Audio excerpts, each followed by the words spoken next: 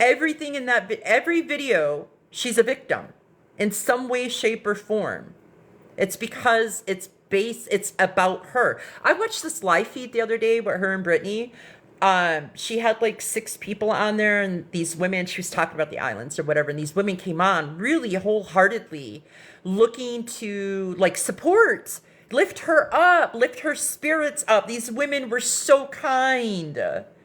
And they're trying to like share and this and that, and you could see Brittany, or you could see Cassie like really just getting distraught, and I'm like, she's upset because it's not, the focus isn't on her.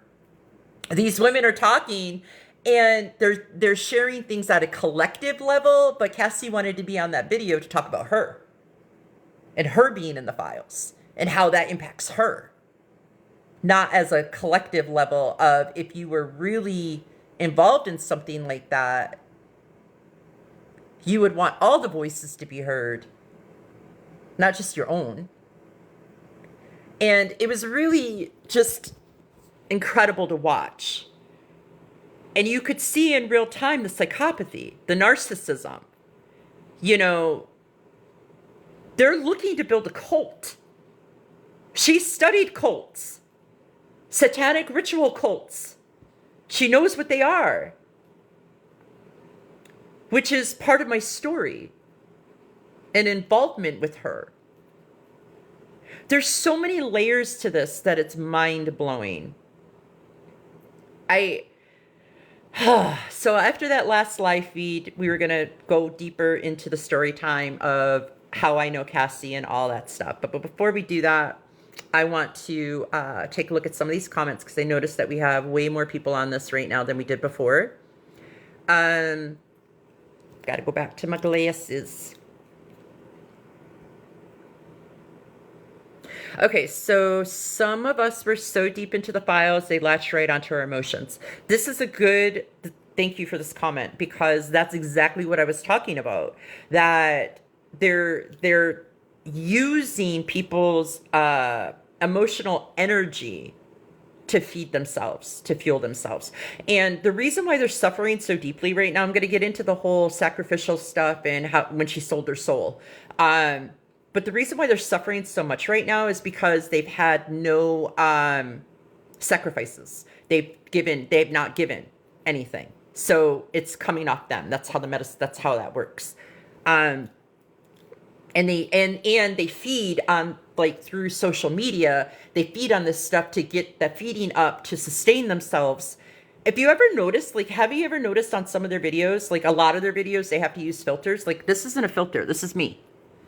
They have to use filters. And then when you see videos of them without filters, just how busted they look. Cassie and I are the same age. This is not a filter. Have you ever seen when you see some of these videos of her and she's just all like, she looks like she's 80 years old? That's because she's had nothing to feed upon, energy-wise.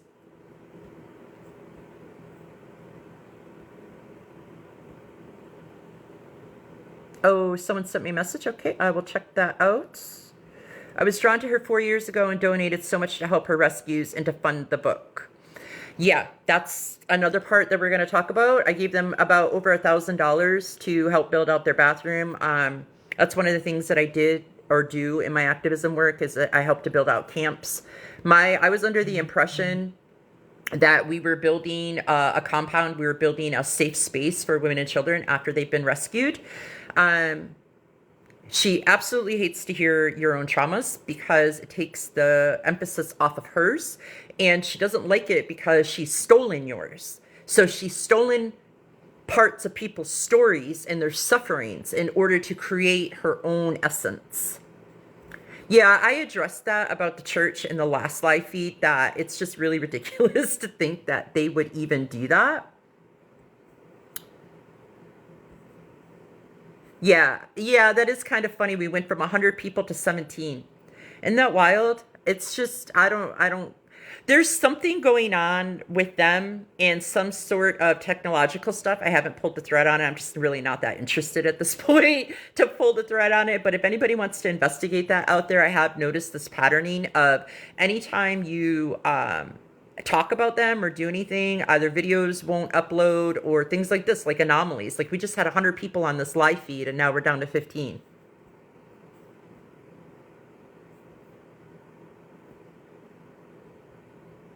Yeah, how did it go from 100 to 20? That was just crazy.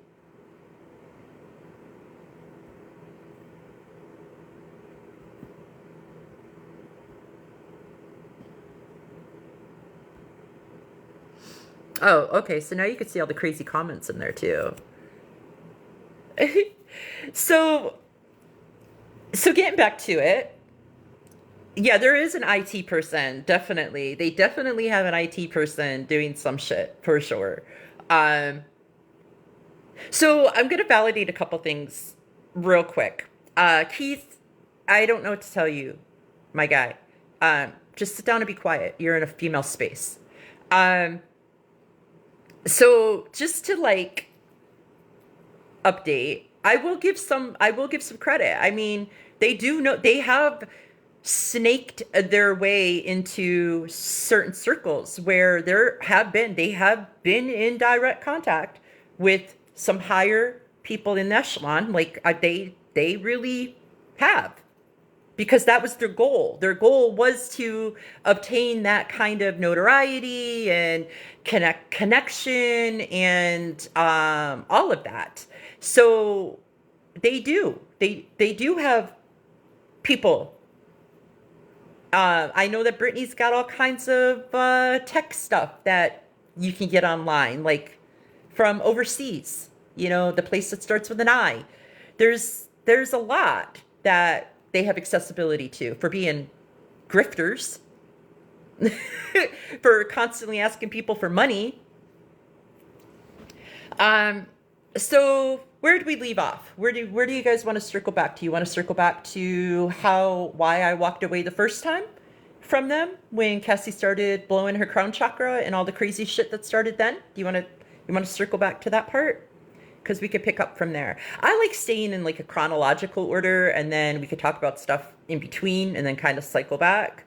Um, but yeah, so they asked me to come out to Minnesota back in 2019, I think, 2019. Um, no, I didn't start at Canada. I started when I first knew them, Tamara. Um, and so we had done the spiritual work together. We were working together a lot. I had said that she was the only one that really could hold the conversations, that could really understand what I was talking about. She was really interested in learning more of the spiritual aspects. Just to recap for people that are just joining, I'm an Indigenous political activist. I have worked with MMIW, Murdered and Missing Indigenous Women, helping women and children. I myself have been a part of everything I'm not a part of the files, but things that have happened in the files have happened to me through my own, world. But I have to be careful what I say on here, so I'm just kind of giving you an awareness. And I'm a medicine healer. I work in medicine. I'm a traditional medicine healer, and I come from a line of that. And so I'm deeply connected. And I've been deeply connected through the Roman Catholic Church and traditionally in my culture. And I have studied and learned about all the different types of religions and spirituality on this path ever since I was about 6 or 7 years old. When I was working with the Roman Catholic Church, I helped to exorcise a lot of demons. You don't hear me talk about this too often because there's such a stigmata around these words, and these words are outdated. These words that's really all we have to express and to give an awareness of. So I really don't enjoy using these words, but this is like what we have to do. So, so she knew this about me. She knew my background. I have a very deep connectivity. So just real brief, I'm Mi'kmaq. I'm Lanu. I'm Mi'kmaq. My people come from Nova Scotia, Prince Edward Island, and New Brunswick. Now, my people this might go over a lot of people's heads, but my people are the only people to ever have a concordant with the Holy See, which is the Vatican. And we have, and it's in our wampum belt, that we are the only people on the planet that have all the protection under the authority of God.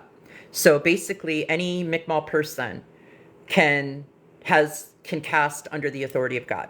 Meaning, like, I can cast out demons, I can transmute water, any of the elements. I'm able to work with Creator through the blessing to be able to do that. So Cassie was very interested in a lot of this stuff, and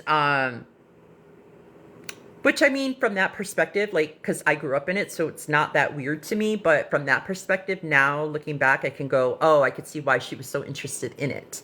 There's a lot of power in it, a lot of earth, natural, elemental, spiritual law power in it.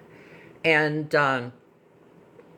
so anyhow, we did a lot of work together, and it was reciprocal for a really long time. I helped Cassie learn, and she helped me, and we helped to fill things in for each other. And it really was like a powerhouse. We were a powerhouse. And a lot of the collective stuff that was going on at that time, a lot of the clearing, her and I, we spent a lot of time. And then and I'm not discounting Brittany, because then she would privately go with Brittany and then teach Brittany about this stuff.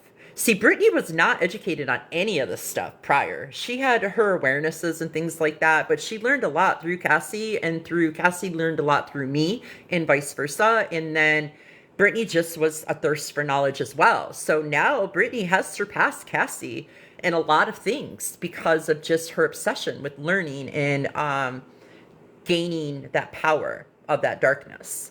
And so things started to get really weird. They had me come out to Minnesota. I can't recall how long I was out there, at least a week, I would say.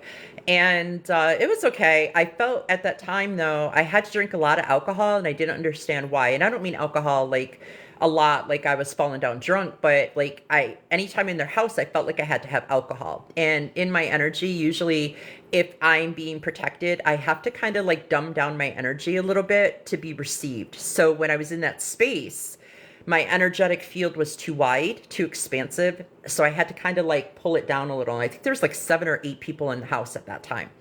And so I really wanted alcohol. And then come to find out later, her husband, Colin, is a pretty bad alcoholic. So I was picking up the energy of him and the entities attached to alcohol. So my Creator had me subdue a little bit with alcohol to protect me from those entities, which, that's kind of how my Creator works. I don't drink alcohol. I've been going on 3 years sober from alcohol. So I don't do any of that anymore, because that's part of that darkness that I left behind. I used to do mezcal exorcisms, I guess you could call it, on people. Those are really dark, demonic entity attachments that are just so gross. But anyhow, so I don't do any of that anymore. And you can utilize, if you're a spiritual practitioner, I'm not saying you should do this, but you can utilize spirit to call out spirits. So anyhow, they wanted to do some spiritual work, and I do something called light body activation. And the light body activation that I do is really, it's connecting your emotional body, your physical body, and your spiritual body all together and into one cohesive unit, so that your mind, like a trinity, mind, body, spirit. And it is an activation of your life. So once you have it, you have opportunity and choice to create a whole new way for yourself, which ended up happening for Cassie, because shortly after that, at that time they were talking about selling their home and all that. Shortly after that, they sold their house, got those trailers, RVs, and moved to Alabama. And she wrote about me in one of the books. She's got 3 of them. She made a point to make sure that I read it when I was at their compound. She just fucked up things like that. Anyhow, when I read that in the book, I was like, oh, okay. Okay, I got you. Because she made a comment about it, something about like, oh, and we paid all this money to have, which I didn't think it was like that. I thought they were gifting me this opportunity to go there to exchange all this stuff. You know what I mean? Like I thought we were in unison with one another. And anyhow, apparently that's not how she received it. And so she made it sound like it was like bullshit, and it didn't. It was nothing. But she didn't take into consideration like how transformative her life was after. And I even forewarned them and said that, you know, you have a choice in this. You can either go dark or light with it. And they clearly chose to go dark. Because after that, after I had gotten back to Arkansas, things started getting really weird on our video chats. And she started like just getting all over the page. And I was like, oh, it's 444. And I said, wow, Cassie, your crown chakra kind of feels like it's about to blow. And at that time I was heavy in the people pleasing. Thank you for the congratulations. I was heavy into the people pleasing program still. So I was fearful to speak up about things. So I would do these passive aggressive things of like, ooh, I think that, you know, you might be taking in too much information. Maybe take a break for a little bit. When I should have been like, bitch, you're about to blow your crown chakra. You need to cut it out. I do that now in a loving way. But at the time, I just, you know, I was weak. And I was desperate for sistership. Because my entire life, women have done me dirty, including my own mother and sister. So I was desperate to have this connection of sistership. And so anyhow, I wasn't a good friend to her in that moment. I could only have accountability of myself, not the handler, Brittany, that she had with her. But anyhow, I own it. I should have stood more solid in saying, this is fucking you up. We distance ourselves, you know, what have you. All of a sudden, I'm starting to get these weird messages on Facebook on like my business pages. I have a couple business pages, Speaking as a Spell, Light Body Health, Divine Partnership, and Messages from the Multiverse. And so I think it was like Light Body Health, a weird one that I didn't really have a whole lot of people on. I started getting these messages from this guy, and he was trying to act like he knew me and all this crap. And now I've been single over 8 years. And that's one thing. That's one area that good luck trying to attack me in. Because my one true love is my creator. That's all I need. You know? So you know how people try to do like love spells on people and shit, you know, like good luck on that, because it'll just go right back on you. So this guy, there's all this crazy shit from this guy. And so I asked my creator the truth of it. I was like, creator, what's the truth of this? The creator was like, it's Cassie. Dummy. It's Cassie. And I was like, what? Why would Cassie be doing that? Like, why? What would she benefit from that? Like, what? Like, why? So I contact her and I start talking about this guy. And she's like, that's so weird because, and she tells me this big old grand story about how she was texting and somebody out of nowhere texted her and that they were at her front door with a pizza. Where else have we heard about pizza? And I don't know. You know when people are manipulating and lying, like they cannot give you like a direct answer on something. Like they keep, I'm not talking ADHD brain like I have right now trying to tell you the story, but I'm talking about when you poignantly ask them questions and they start to give you a couple words and then they like kind of circle jerk you in it. That's what she started to do about the details of this. Cause like I'm critical thinking skills. I'm a strategist, you know, like all these things. So I'm looking for the detail. Well, what time did that pizza come? What time did that text come through? What else happened? Who were you around? Was there anybody else to witness it? Like I'm asking these questions and she's getting really irritated. And so that's when it started to get really wonky. And I really started to distance myself. And then COVID happened. And we were all like doing whatever we were doing. Oh, no, maybe I wasn't in Arkansas at the time. Maybe I was in Florida still. But anyhow, because I ended up in COVID. During COVID, I ended up in Arkansas. And I went to visit them, I think, prior to that. I think it was 2019. Again, my time frames on that are really wonky because trauma and complex trauma and the things that they put me through kind of like screwed me up a little bit with that. Um, so life goes on. Now, I feel like I'm missing something in that. I'll come back to it. So 2022 comes around after COVID. I'm in the process of getting a divorce. I had been separated for a while, a couple years, and I was like ready for the next bit in my life. And I had this opportunity to go back to Florida. Long story short, it was set up to take, for a series of unfortunate events. Did all this traveled all around, and I ended up in Canada. When I ended up in Canada, I ended up with, that's a whole other story, but I ended up with one of the top people in Muskoka, Ontario region between Muskoka down to Toronto, Masons. And if you guys know anything about Canada, especially Ontario, especially Toronto, it's one of the hubs for a lot of the darkness. I did not know that. I learned this through Thor's hammer hit of actual experience of just being submersed into it. So anyhow, I ended up there like 3 months, and it was bad. Like, ritualistically, satanically bad. And I reached out to some people to help me, and no one would come. I think that was like July when that was going on, July of 2023. And at that time, I was like just doom scrolling, trying to like keep my mind sane from the experience that I was having. And the grifters kept showing up on my FYP, and I'm not like, I wasn't following them. I didn't even know that they even were on TikTok. Had no clue. For 2 years, like, I had no clue that they were even on there. And all of a sudden, they're just showing up in like live feeds and whatnot, And I'm like, okay. So I start watching it, and they're talking about search and rescue, and I'm like, whoa, creator, what are you doing here? Like, are you trying to get me to have they like come back? Like, are they back in a good way? Are you asking me to align with them with search and rescue as MMIW? Like, oh my God, this is so awesome.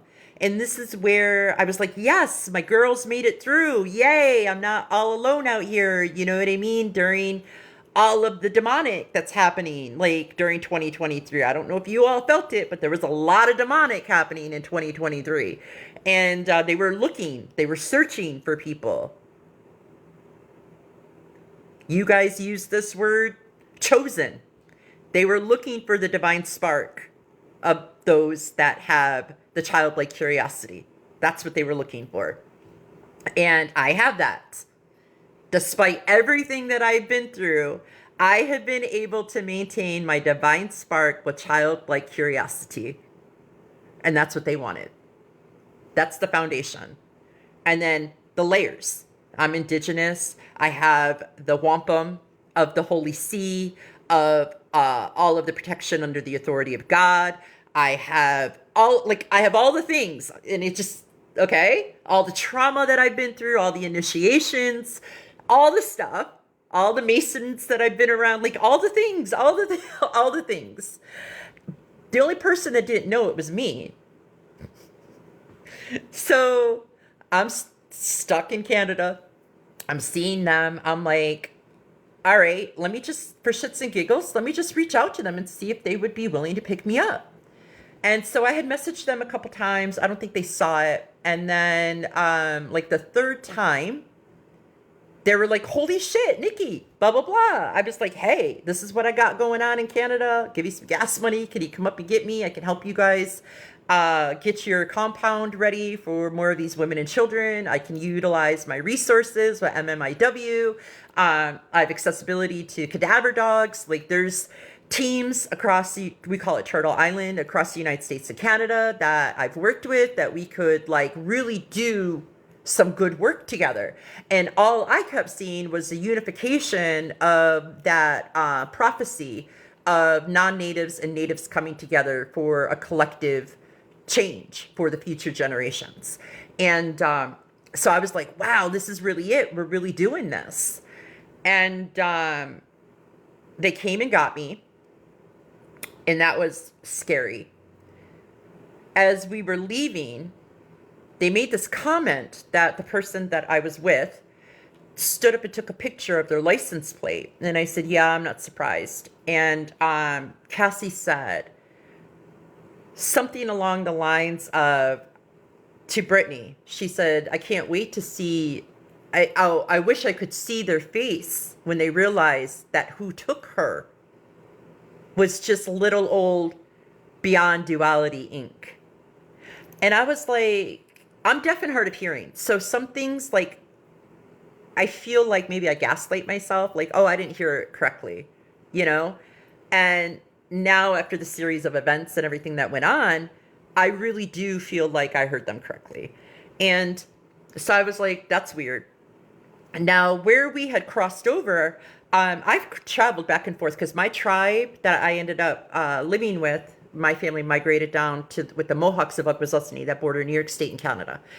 So we have passage like in different areas across New York State, Michigan, you know, like there's different places. So the place that we had crossed over at or about to cross over at back into the States, I've crossed over hundreds of times. And for some reason, Brittany's GPS kept rerouting us.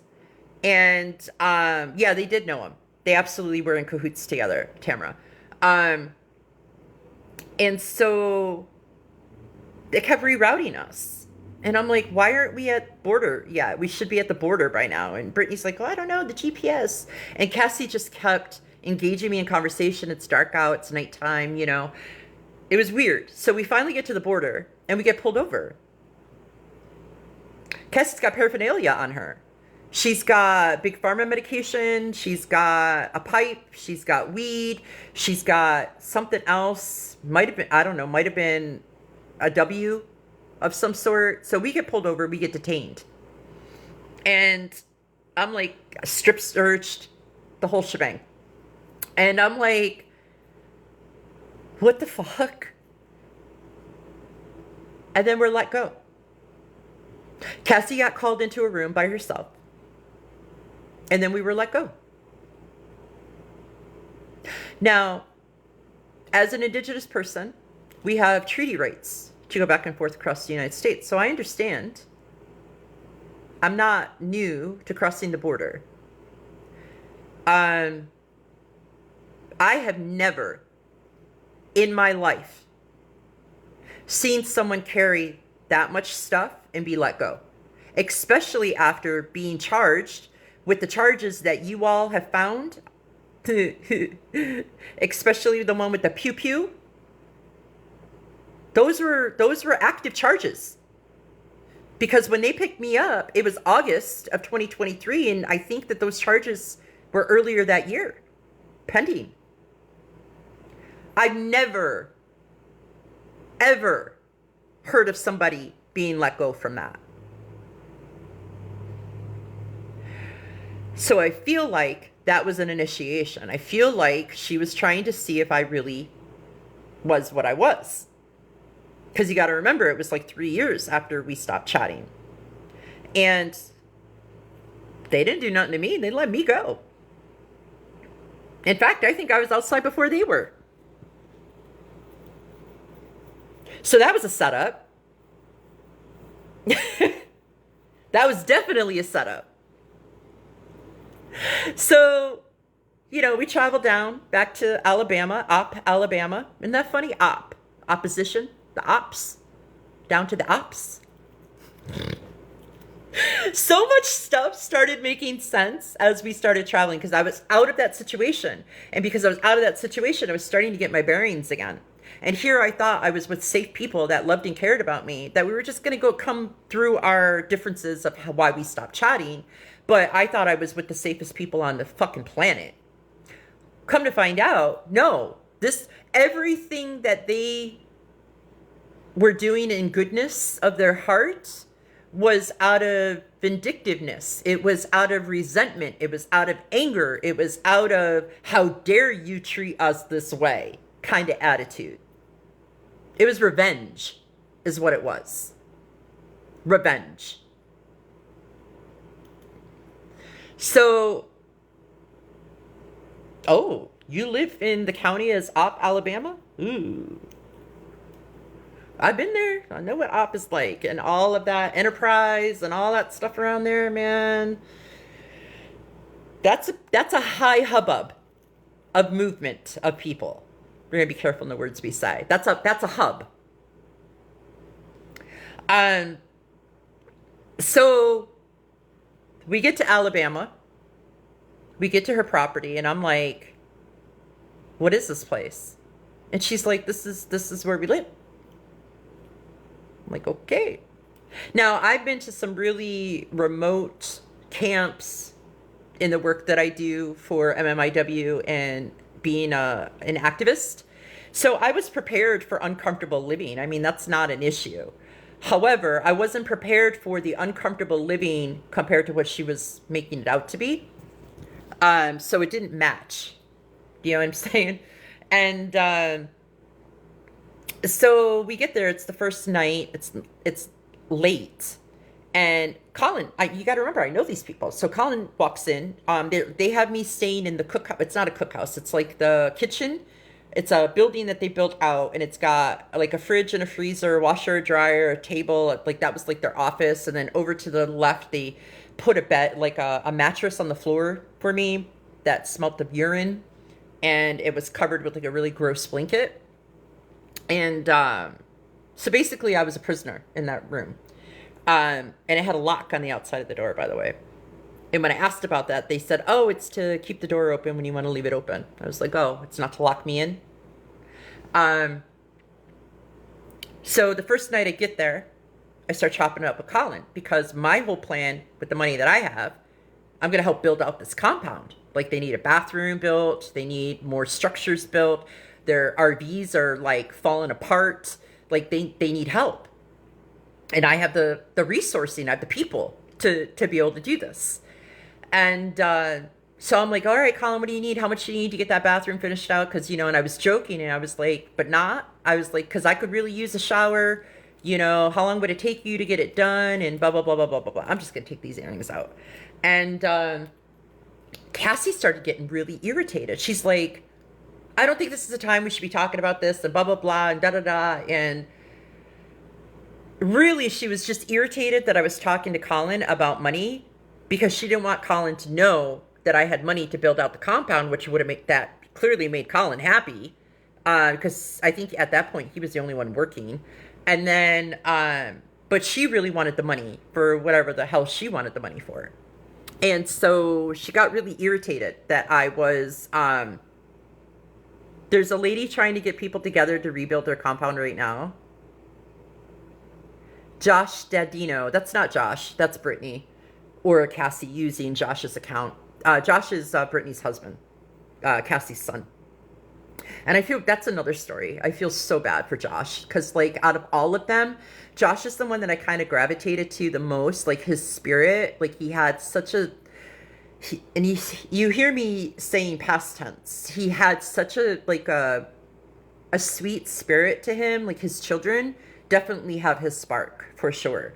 But when I saw him this time, when I saw him at the compound, like, it was almost like he didn't even know who I was. He was like a walking zombie. Like, his soul was eaten. Like, he was soulless. It was really sad. And he was the house bitch. Like, he did the cooking. He took care of the kids. Like, they set him up. I don't know if y'all know, but he has charges too. Probably worse than theirs. To the point where he can't even get a job. Which didn't make sense to me, because, like, he's the youngest, strongest man. I mean, they have a younger son. I don't want to say his name because I think he still might be a minor. But at the time, Josh was capable of a lot. So I thought that was really weird that they set him up with these criminal charges so that they would have a house bitch, is really what that was. And so his whole life is ruined. They ruined it. They ruined that boy's life. Those Jezebels did that to him. And he was targeted by Brittany. Brittany targeted him. She was underage on a dating site. I think it was either Match or Hinge. I can't remember what she said. And she targeted him. Within like 2 weeks, came out to Minnesota from Tennessee and ended up pregnant, like almost immediately. Cassie hated her. Hated her. Couldn't stand her. Knew that she was a manipulative Jezebel. But yet here they are on these videos and live feeds. You know, let me just take a look here.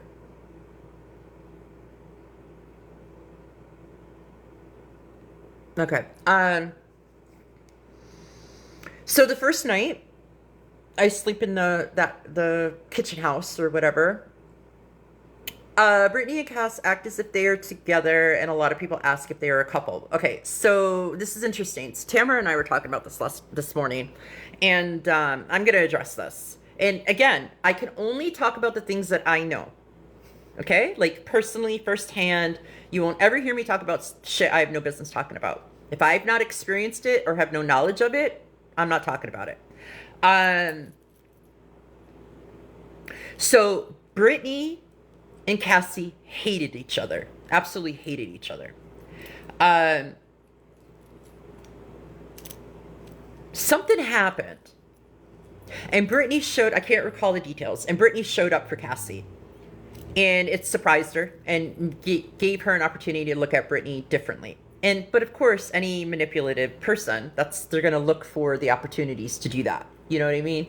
So basically, she just sat back and waited. Now, backstory on Brittany, of what I know, of what I've been told, and I might be off on a couple details because it's been quite a few years, but Brittany grew up in the music industry. Like her father's like a songwriter or singer in Tennessee, like Nashville. Her grandma was like friends with Dolly Parton or some shit. I don't know. So she grew up in this business. She was on the road with her dad. She was a roadie as a teen. See where I'm going with this? She targeted the Dadino family. She targeted them. 1,000,000%. And I would go as far as to say, do I say it, creator? All right. I would go as far as to say, as Brittany is running the show. It's the Brittany show. It's not Cassie's show. It's the Brittany show. She lets Cassie think it's her show. You know, like dragons do. They only really show out when they need to. You guys heard that term with Brittany? About being a dragon? But yeah, so Brittany has all this background. Targets this family, gets pregnant, is hated by Cassie, becomes an ally to Cassie, and basically learned quickly that Cassie had an ego. Basically learned that if she fed Cassie's ego, then she was in like Flynn. And that also looked like feeding her to Lulu.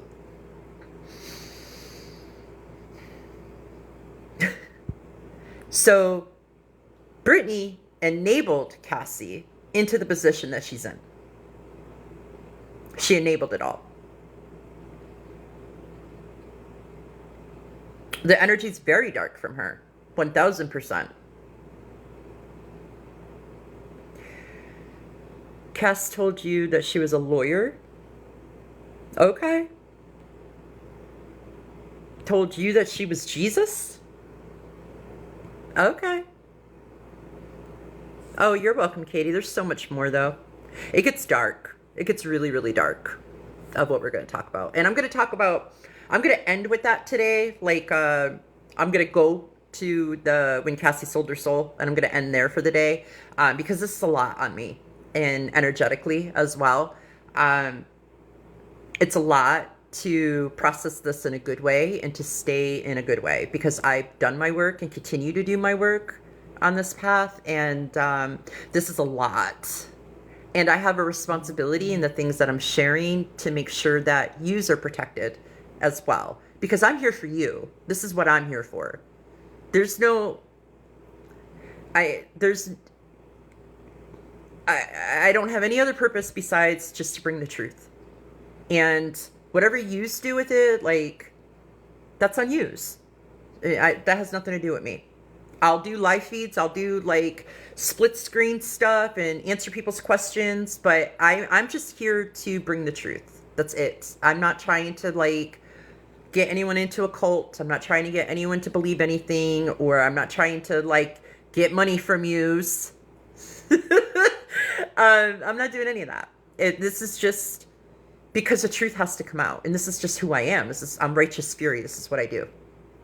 And, so anyhow, where'd we leave off? First night there, sleeping on this bed. The place is, I mean, it looks like a camp at first glance. And in magic, yeah, we'll say that. In magic, there are glamoring spells. There are invisibility cloaks. That's for people like Cassie and myself and Brittany. That's like playground spells. Like when you're bored on the playground, you just kind of play around.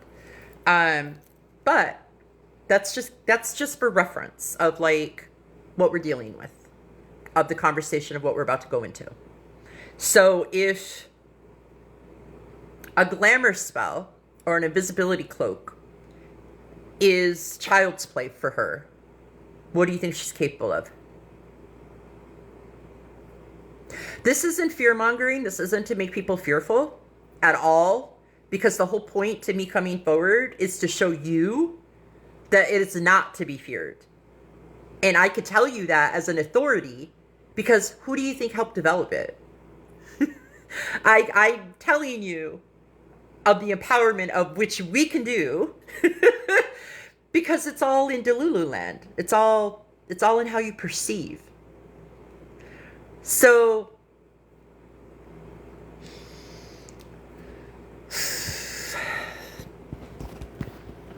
after the first night, I'm laying there and I'm asking my creator for the truth. And I'm like, Creator, what's the truth of this?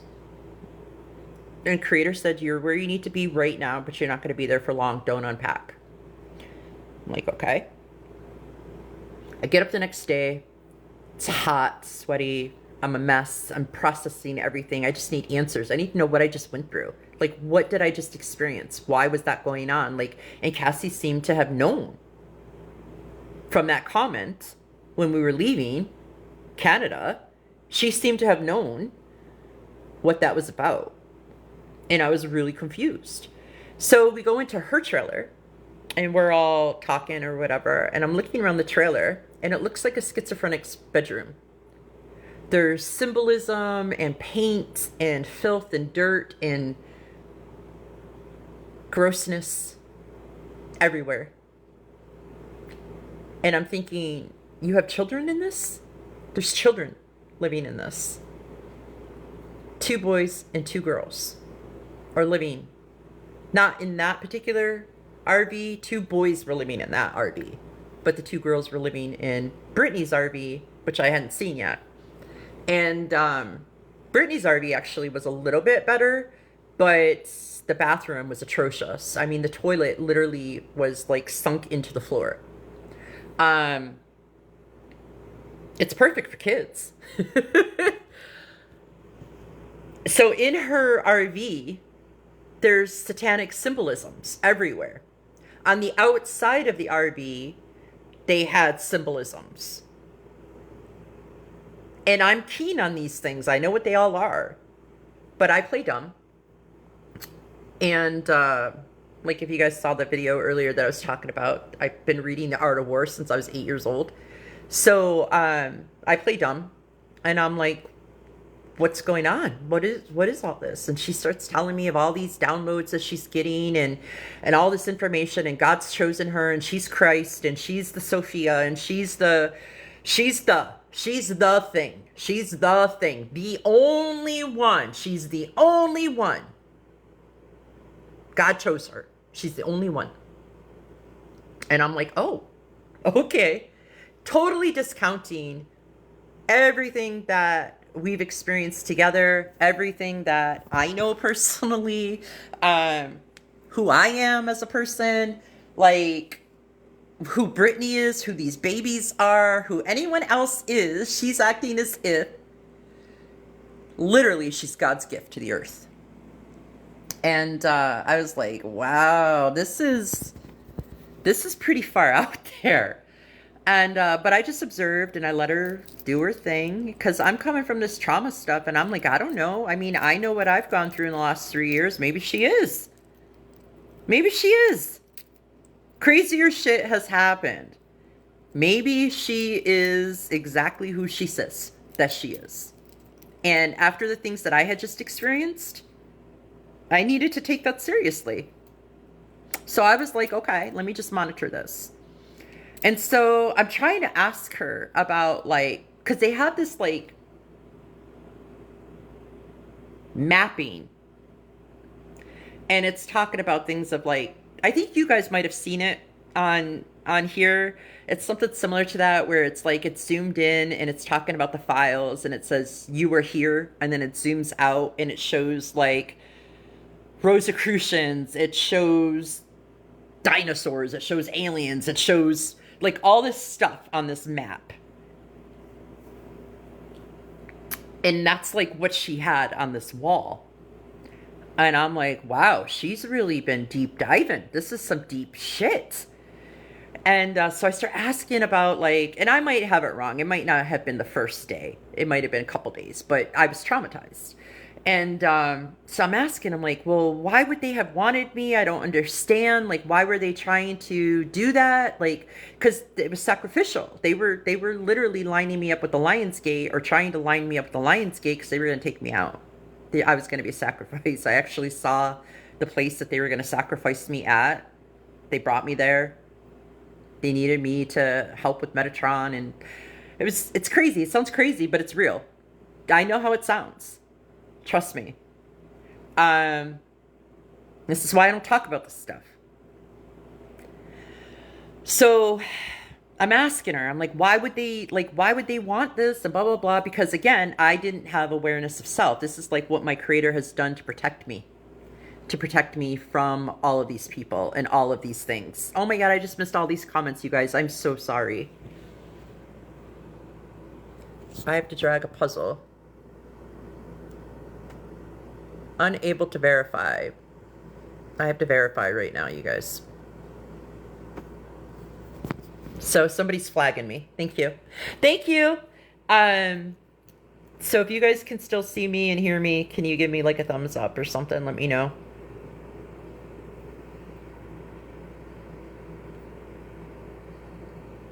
Can you guys still see? Okay, thank you.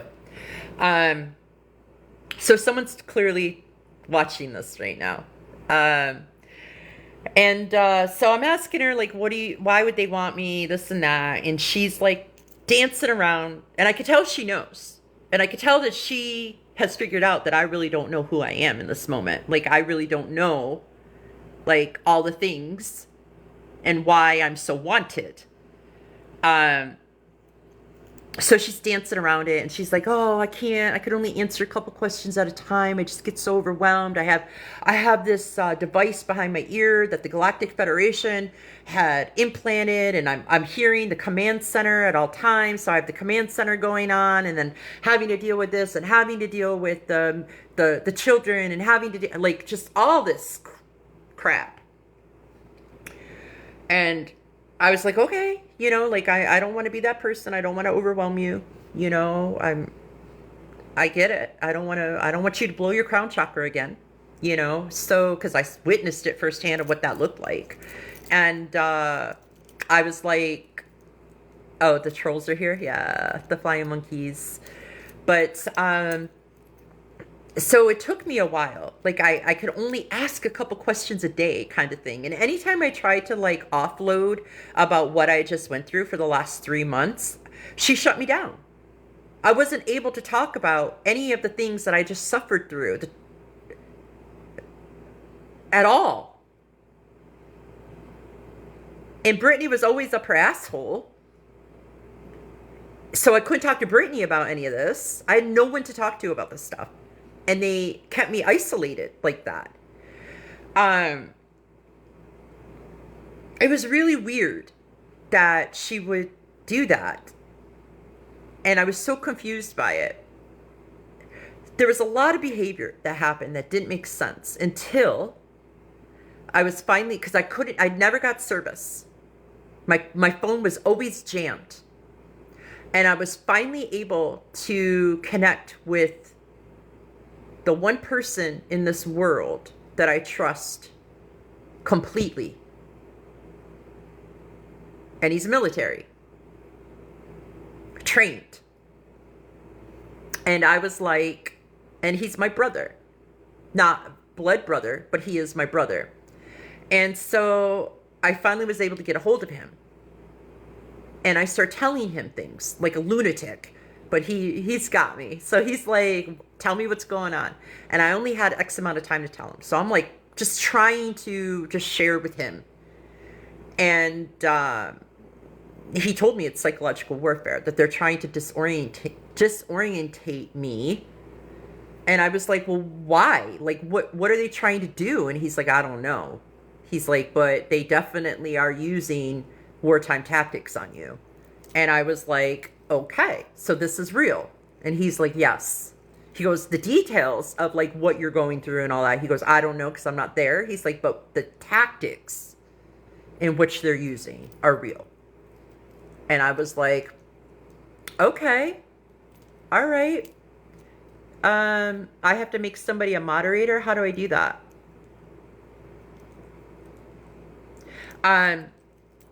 So I'm piecing this together. They've now told me that I'm being recorded, that they record everything for their safety and to have the information to go back to. I now know that they have it for other reasons, nefarious reasons, and we all know what that's for. And when you work in magic, if you're trying to destiny swap people, if you're trying to use their energy, the more information you have on them, the better it is for you. You can use that as a wealth of feeding. So think about it this way. If somebody had a whole audio file collection of you talking, happy, joyful, sad, angry, different audio clips of you, they can use that energy of each clip for whatever purpose. Does that make sense? So everything is an energy. And if somebody, that's why you don't ever leave things behind. That's why you don't ever like brush your hair in somebody's house and not clean up your hair. This is why, you make sure that you flush the toilet and don't leave toilet paper. Or as a woman, you don't leave any feminine products behind. Like, you don't eat the food that people give you inside their home. There's reasons for this stuff. They did it to me even. And I have a story about that. Oh, let me get my glasses. Hang on.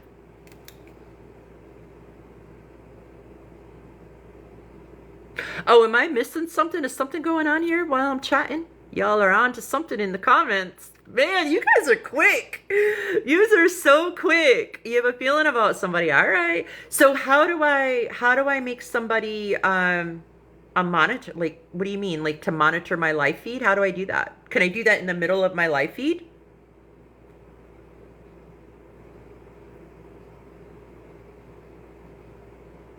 Oh yeah, they 1000% have spies. 1000%. They're flying monkeys all over this place. And salt looks like sugar, right? So people that have reached out to any of yous acting like they're, wanting to know more about the grifters are likely sent by them. Anyhow, I'm not going to worry about a moderator right now. Hopefully somebody could teach me how to do that for the next live feed. So she tells me all this stuff about like when they were getting ready to leave. Because I was asking, I was like, how did you guys end up here? Because I figured if I just change the subject to something about her, then maybe I can get a little clarity on stuff. Because anytime you try to talk about yourself, she does not have it. There's always something, there's a disruption of some sort. And I should tell you, there was a woman at that camp when I was there. And this is important because you guys keep talking about Rebecca. We need to find out where Tamra is. She used to have a video series called Night Something with Tamra. Natasha, or not Tamra, Natasha, sorry. We need to find out where Natasha is. Night Shades with Natasha, or Night Talks with Natasha or something. Natasha was like her code name. I don't know her real name. She was living there at the time. And they had me pinned against her. Like they told me that they thought she was a double agent. They went and got her in California. She was living out of her car in tent in the backside of the property. She was working, like making money for the camp. She eventually got a she shed that she was going to turn into like a tiny house. She was making payments on that. I tried to get her to leave with me. In fact, like 3 times. And she refused. And I don't know where she is. I don't know what happened to her. And no one's talking about her. Where is she? And I'm really concerned about her because she was very vulnerable.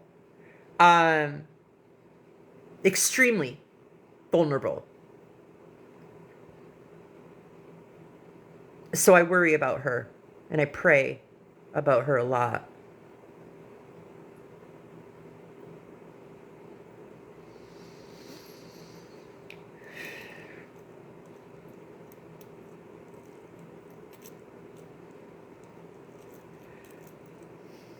Sorry.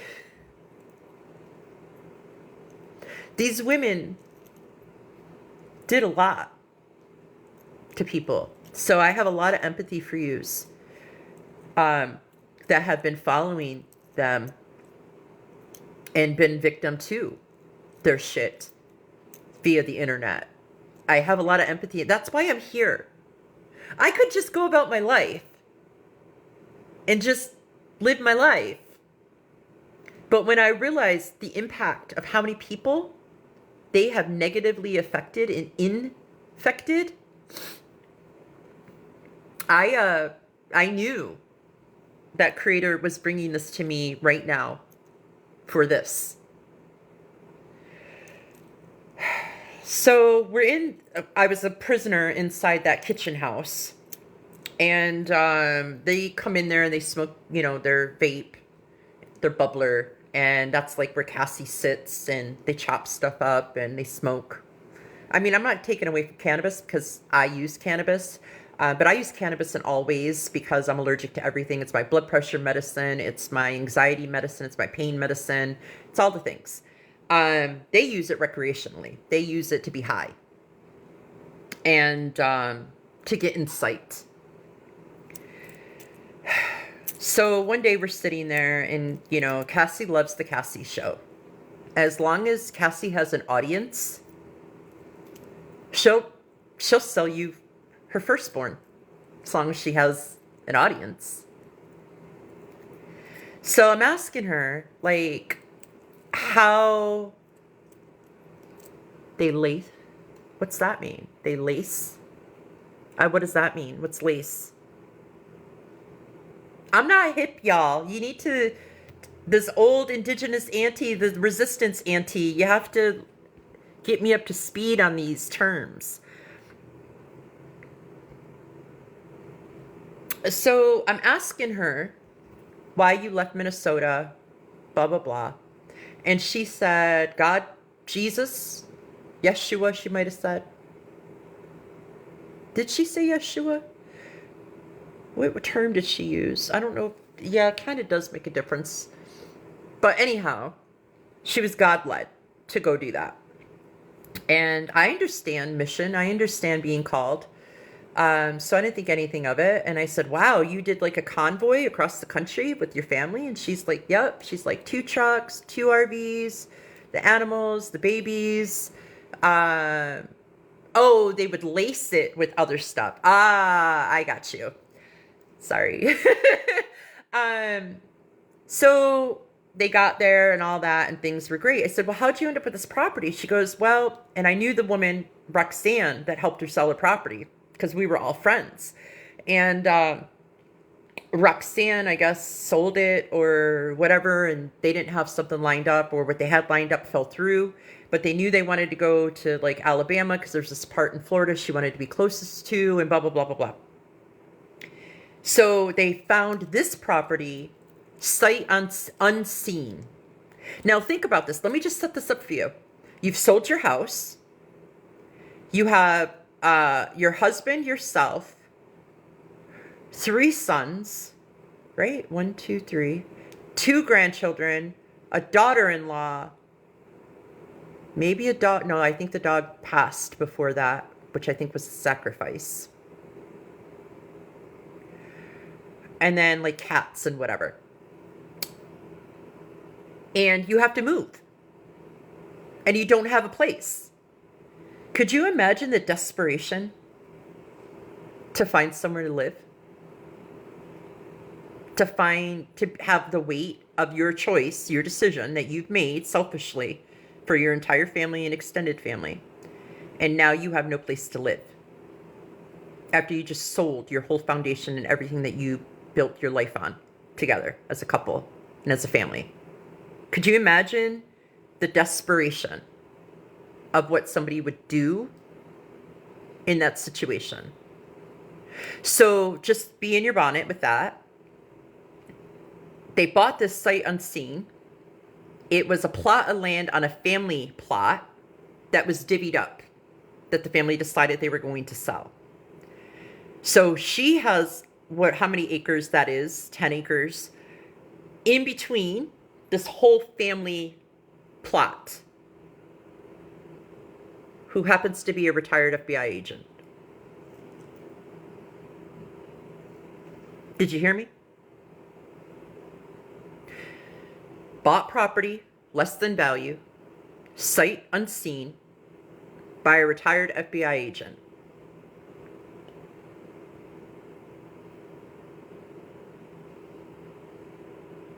People catching up? Are we catching up yet? So I'm like, what do you mean, a retired FBI agent? Why would you move next to an FBI agent? Are you working for him? No, we're not. No, but I do think that having him there helps quite a bit. And then the other side of that is I think we're being monitored because there's an FBI agent right there. Like, when you're standing in the property line, you could see his house from their compound. And you're telling me that FBI agent has no problem with their metal sheeting, their big Beyond Duality symbol, these 2 janky RVs, buildings half built out, goats, chickens, and like 20 cats running around. You're telling me that FBI agent is okay with you doing that? As a neighbor? Like, math ain't mathin' on some of this stuff.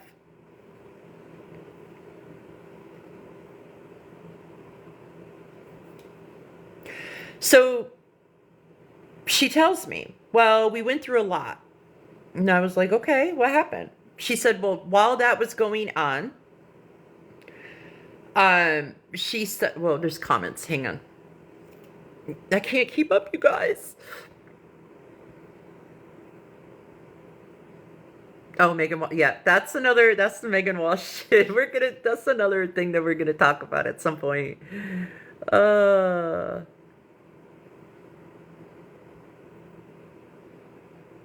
so you can do a property search. If you guys have the address, if you've ever sent them anything, you can look at the property. That man is listed. I don't think he lives there still. He did at the time. I think he moved on to Texas. I'm not sure. I could be speaking out my ass on that. I can't recall. But you can, this is public stuff. That's why when she was talking about the doxing, I was like, what are you talking about? It's all public. It's all public. Like, all you gotta do is put a Google search in. She's just ridiculous. Yeah, you could see who owned it before, and you could see who currently lives there now on that property line. You can even do an aerial view and see the whole property. I mean, this isn't, anyhow. So she tells me during all this, when all this was going on and they're getting ready to sell their house and all that, her youngest son was very ill and they couldn't figure out what was wrong with him. And he kept getting sick. And what was funny is when I was there, he did look ill. Like, he was always home from school. He wasn't feeling good. He was very pale looking, kind of swollen belly. I felt bad for him because you can tell that clearly he was not well. And I guess it got worse. And I can't recall. I was so just saddened. But I think it was either like stomach cancer or intestinal cancer, or there was something. And he was gonna be, that the doctors had told her that there was nothing they could do. And she was desperate to save her son. This is what she told me. She was desperate to save her son. And I get it. I get that. And so she sold her soul to the devil. And Brittany helped. And she stood right in that kitchen, that camp kitchen, by the washing machine and dryer area. And she is like, yeah, I sold my soul. I said, what do you mean you sold your soul? She said, Brittany and I did rituals so that I could save, I'm not going to say his name because I don't know if he's underage still or not, so that I could save my son, my baby boy. I said, well, it's pretty obvious that you got demons. And she goes, oh, it's more than one. And, but it's like one of those things. I was talking to someone and they were talking about a box of darkness. And it's one of those things where, like, people like us, we know how to handle the dark. So that's why a lot of the times when there's really dark, nefarious things that people don't really know what it is or what to do, they call upon people like us because they know somewhere inside that we know what to do. So it was like that. Like, she knew that in her mind, this is the ego. In her mind, she knew that she could contain that darkness because of her light.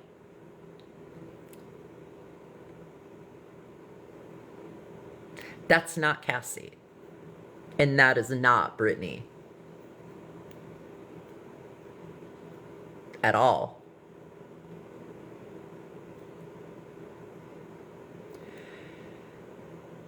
They like to see, psychopaths will do things for their pleasure. Psychological things that you would never understand because it's for their pleasure. So they would do things a lot of the time, and they have to get like a dopamine hit. They have to get a hit. They're addicts. They have to get a hit.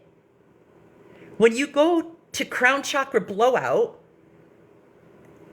Could you imagine the dopamine hit that you need to have in order to feel something? Why do you think they grift and go cross country on these missions? That's the dopamine hit that they need. So,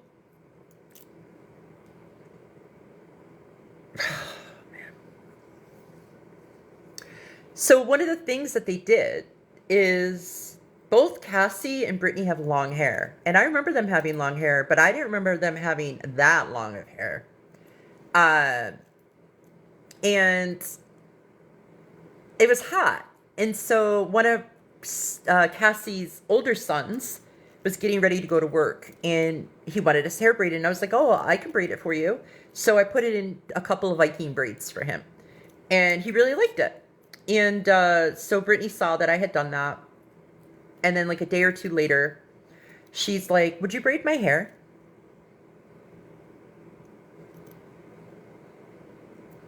I'm going to see if there's real Beyond Duality followers in here. Because that should have gave you a red flag right there. Because we're talking about Brittany, and we're talking about somebody touching her. That's not Cassie.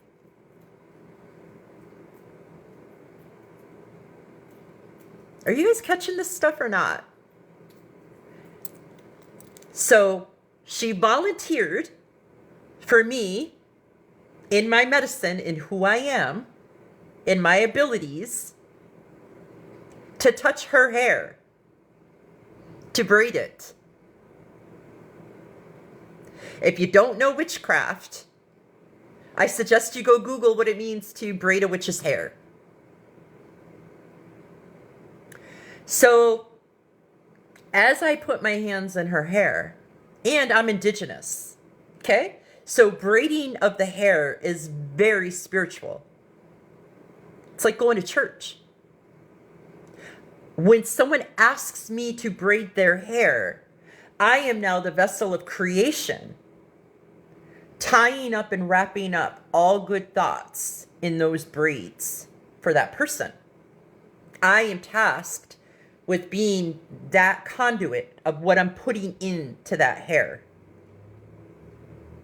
So I braid her hair with each strand of love, sistership, compassion, kindness, everything that I could muster.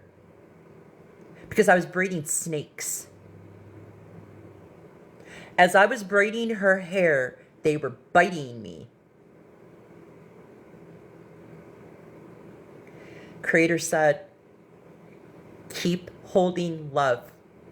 Keep holding compassion. This might be the only time this permeates the spirit, this body. So I'm like, okay. So I start braiding her hair, and I'm keeping that of love, compassion, kindness. She was crawling out of her skin by me touching her. Crawling out of her skin. I finally get her whole braid done. And it's thick. She's like, thank you. It feels so good. And Cassie knows how to braid. Cassie knows how to braid. Why didn't Cassie braid her hair? Because she wanted to see what I knew. And she wanted to feel what it felt like for me to touch her. She was testing me to see what I was and who I was, and am I really... See, I'm a little too humble with stuff. You're going to have to read between the lines, because it's so icky and so gross for me to brag about the gifts that Creator has given me for my job. It's anyhow. They wanted to make sure that I was what they needed as a sacrifice. And I am. I was. And after that, after I had braided her hair, things shifted. Things changed. They stopped talking to me. They were like using a lot of psychological warfare on me. They were trying to get me and Natasha to like fight, like physically fight, I think too. Um, she,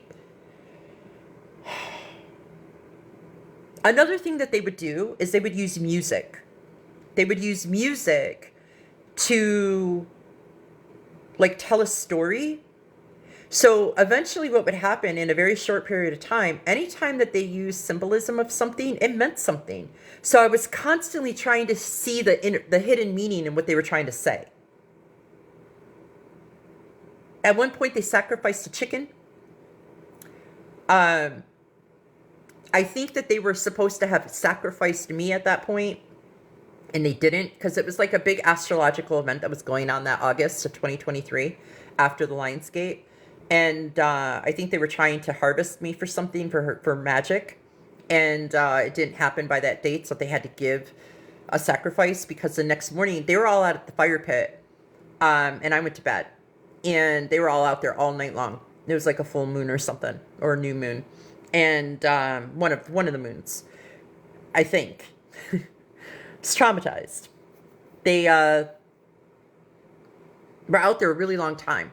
And the next day, I woke up, and Brittany was like, oh, we lost a chicken last night.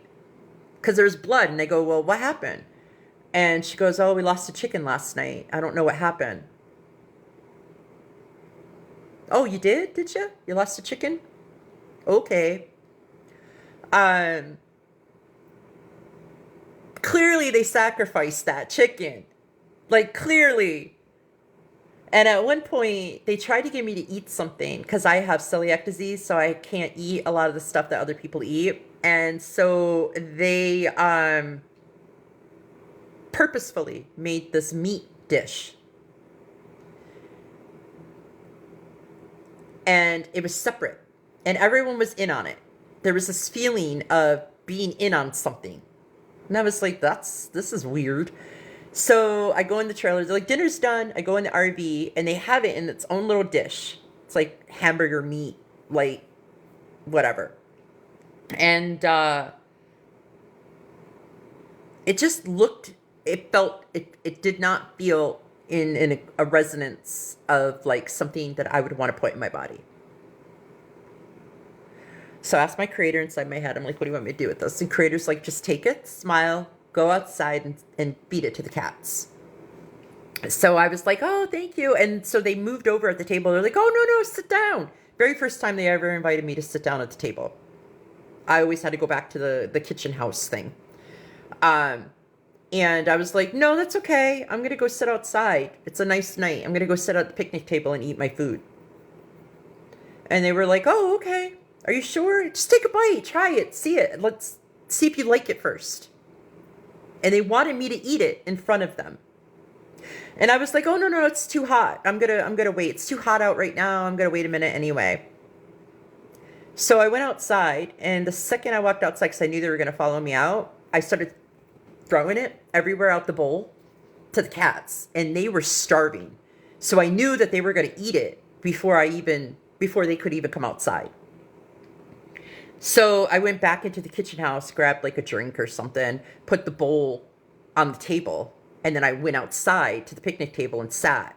And then they all came out, and nobody asked about the food then, because it would be too obvious. So they all were just like, you could tell they were like looking around trying to see where that bowl was. And then I think it was Colin that went in, no, it was Josh that went into the kitchen house. And I realized I left that bowl on there. So when I walked in, he was acting like he was getting something to drink. And I just took that bowl and I brought it out, and he had already eyeballed it. So I know he went and told Brittany that I didn't eat that food. And that's when things really started to shift after, even more. And I always felt unsafe. And I'm somebody that is safe. Like, I'm the one that provides the protection to others. So I don't ever really go into a situation worried. Okay? Like, that ain't a thing. But I was in this situation with people that I was supposed to be safe with, people that supposedly loved and cared about me. And yeah, I'm gonna leave it there for right now. I'm actually gonna open this up and see if you guys have any questions, because there's so much more to talk about with them, a lot more detailing, and I know that you guys have been like waiting to hear new information about these women to confirm the stuff that you've all been gaslit in, maybe being told that's not real or what have you. And it's very real. It's very real. And I think in the time that we've spent together, you can get a clear understanding of who I am. Like, I have no, like, why would I come here and lie about this? It's very crazy. I'm limiting what I'm saying, because I'm trying to be as mindful. It's getting dark in here. I'm trying to be as mindful as I can so that I'm not further harming people. I'm not here to harm you. You know what I mean? Like, I want to share this information, but I also need to protect you guys as well. I want your mental health to be okay. That's because then that defeats the purpose of like what I'm even doing.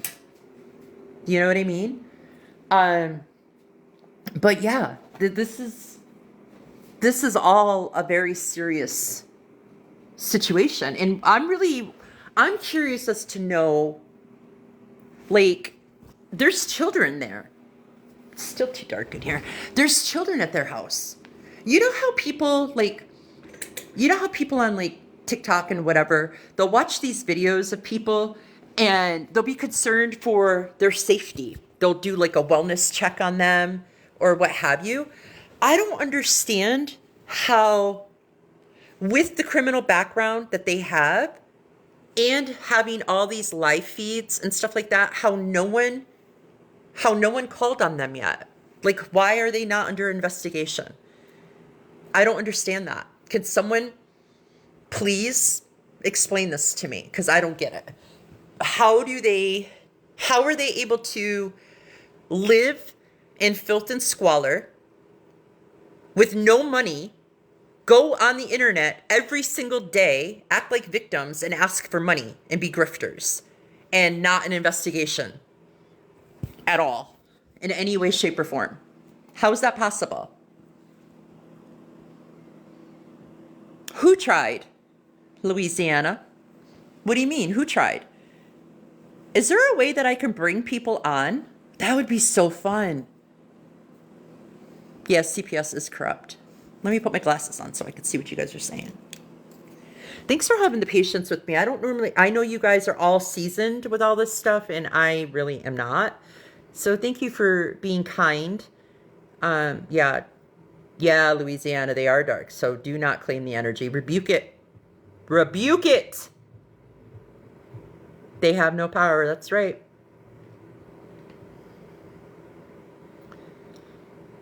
In the process of getting a platform. Oh, okay.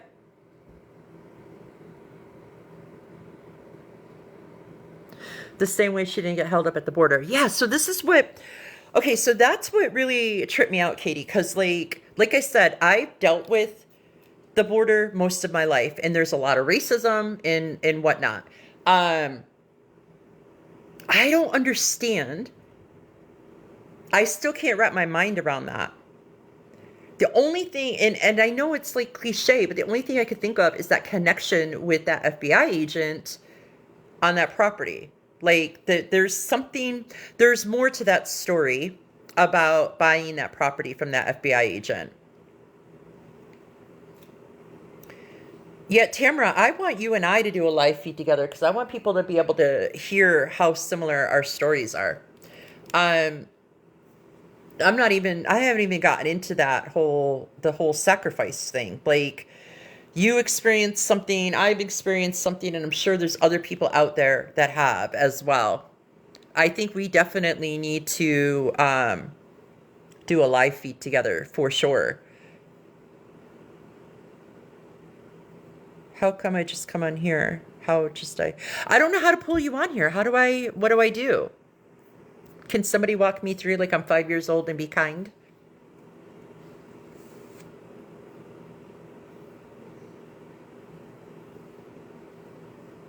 Maybe more followers? I don't know. Can you request to join?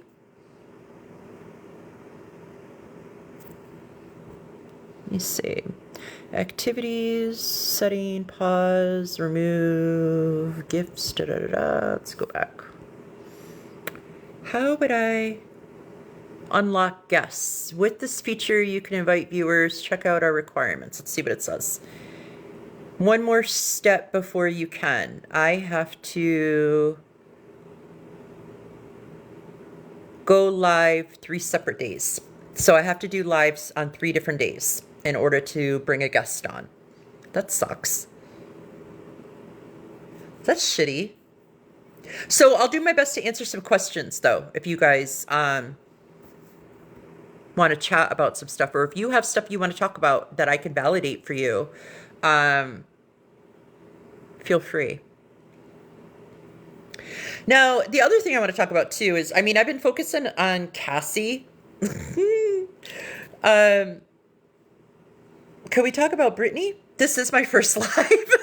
Yeah, this is my first live. How can you tell? I'm being remote viewed. I'm being remote viewed right now, y'all.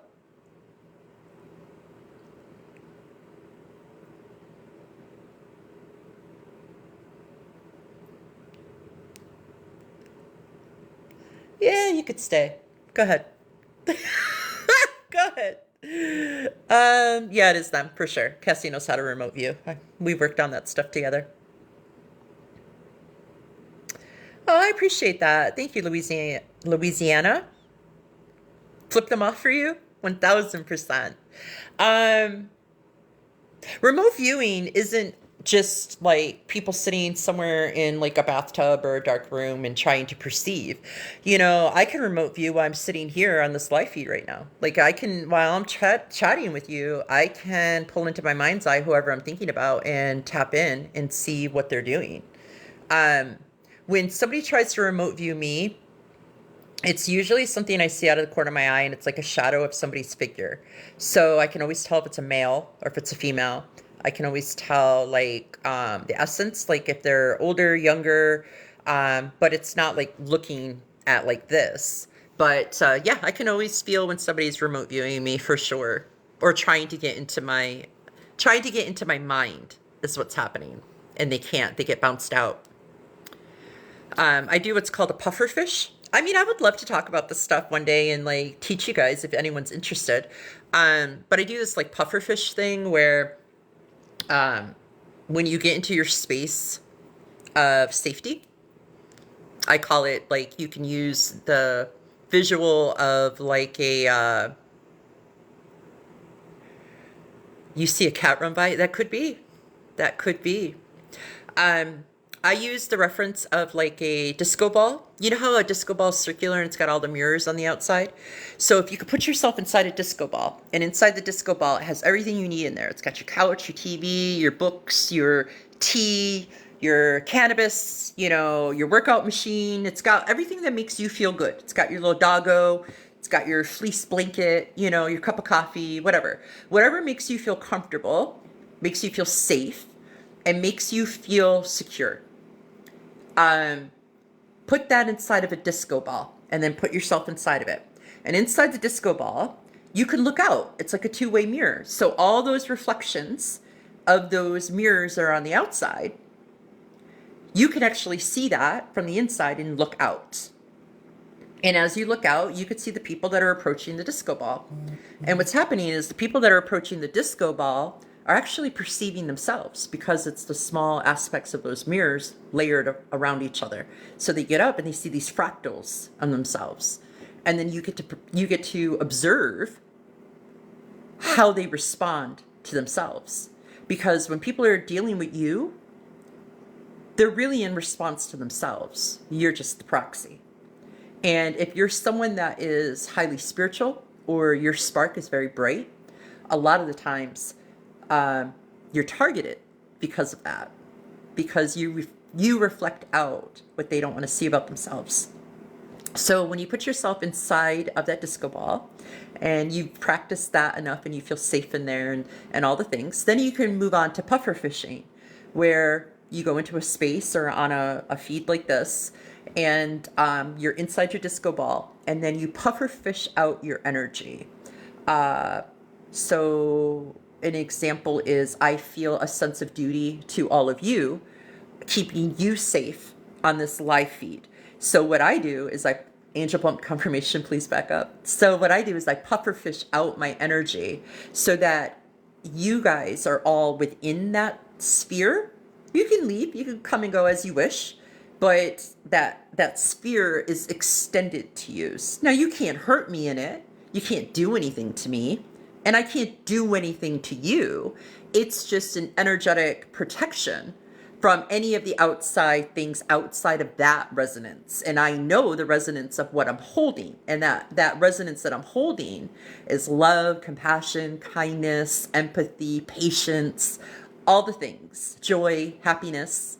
So if I'm holding that resonance and you're inside that pufferfish sphere, then that's all that can transpire. So when we learn how to really utilize our energy, we could be better human beings for not only ourselves, but for everyone else around us. And we can do things in a better way. Cassie and Brittany have learned these things and have learned to utilize them in a way that benefits them. I gave these women over $1,000. And they tortured me psychologically. They were going to sacrifice me or unalive me out of, what's the word? See, I don't even operate like that. So I can't, my creator doesn't even let me say these words. They were going to sacrifice me out of, what's that called when you get back at somebody? Revenge. They were going to have revenge on me. This stuff is real. These women are demons. I'm just be bold and just say it. I get a little bolder now that I've been on the live feed for a little bit. They're demons. High level demons at that. Projected energetic blanket. That's a good one too, Katie. You blocked what out as a child, Louisiana? Your gifts? Oh, discernment. Yes. We should do a whole masterclass on that. I'm back. The guy who owned the property before them died at 30. Okay, so that guy, he died on the property in a trailer. He was burnt to death. The trailer burnt, and they left the burnt trailer on the property. And it wasn't until recently that they started cleaning that out. And they supposedly, she told me with her own freaking mouth that when they went on these excursions to go rescue these children, sometimes these children were unalived when they got there and didn't have a proper burial. So they would bring the remains back to the property and they would give them a burial.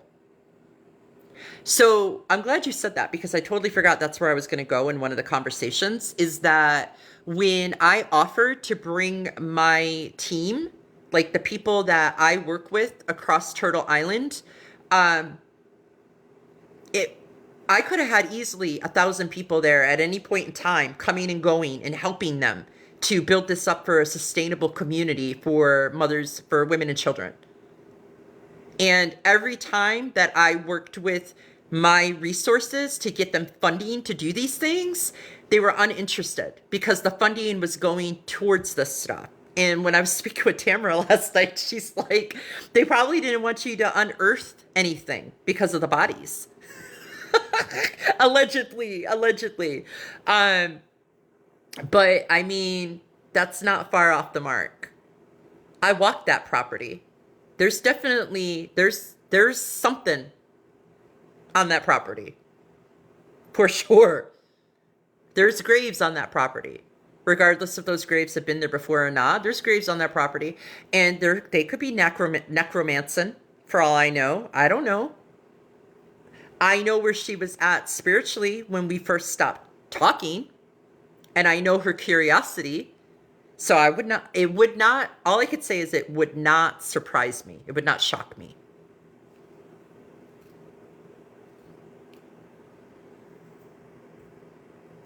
Okay, let's see what we're chatting about here in the comments.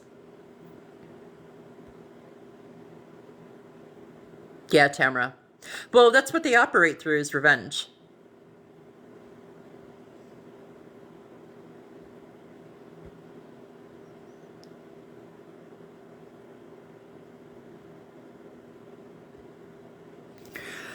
So what's really interesting to me is she had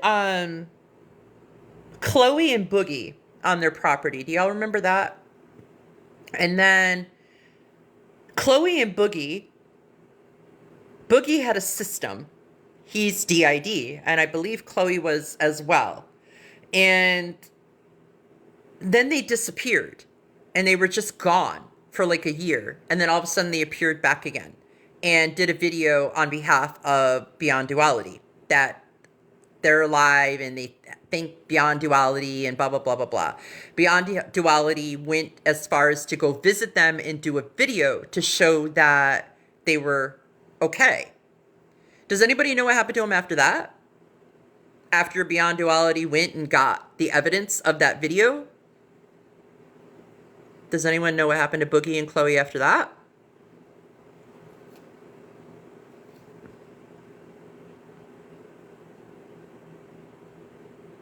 What are you talking about, Tamara? Tamara, are you talking to me? What do you mean the girl that was effed up?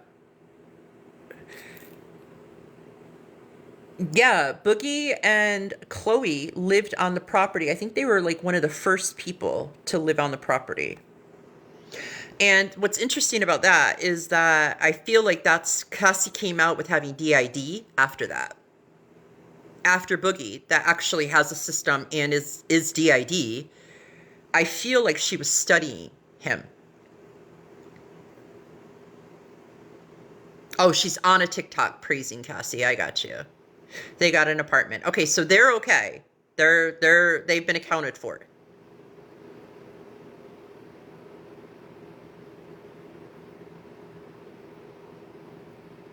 Okay.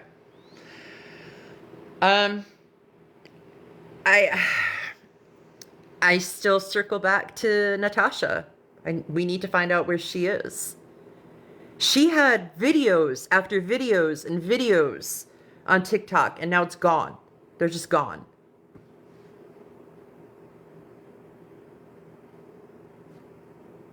Yeah, Boogie was kind. He really struggled with his system for sure, but I'm glad that they're doing okay. But I feel like that's Cassie studied Boogie and learned about DID so that she could have it, so that she could better justify her highs and lows, and for sympathy, for grifting.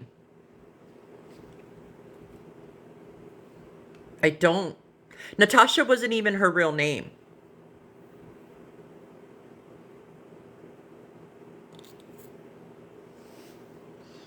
Natasha was not even her real name. But she lived there for a really long time, and they exploited her. They exploited her. She had her car that they used a lot because it was newer. She worked, gave them money.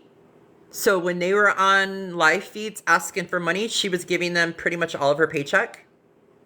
She was getting donations from people for them. They exploited her. And by definition, what we're talking about and what people are accusing them of doing, by definition, they are doing it.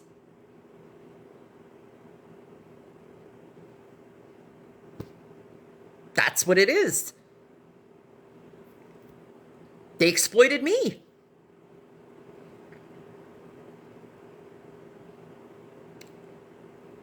And the reason why Brittany's been MIA in the background is because she's likely going through all the files to try to find some garbage of lies that I told them on me to probably what's that called? What's that called? See, my creator don't even let me go there with some of this stuff. What's that called when you have information on somebody and you want to embarrass them publicly with it? Yes, that word. and you know what? Let her try. The way that they have you all in, not you guys. Clearly, you guys are like clear about who they are, but I'm talking about the other people that like follow them like a cult. They're in such a chokehold over Beyond Duality. I'm like, oh my God, it's absolutely wild to me.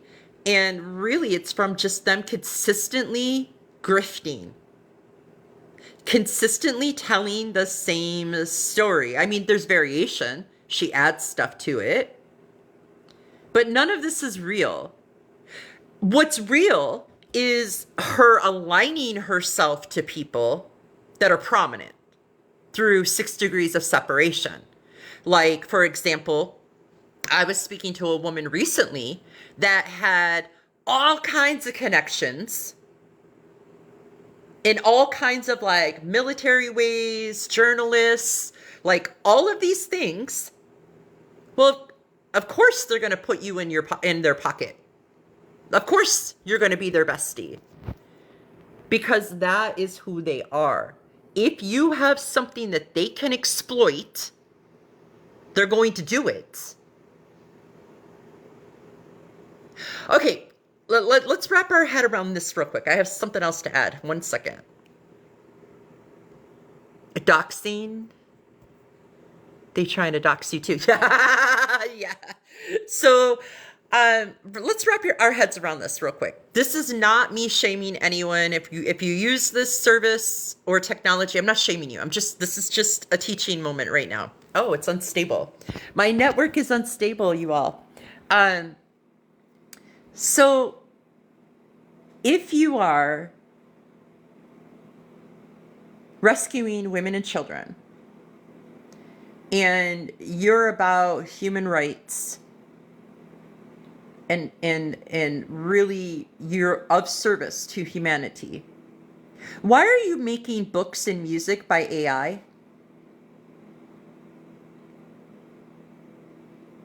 Why are you using AI to write children's books and to write music?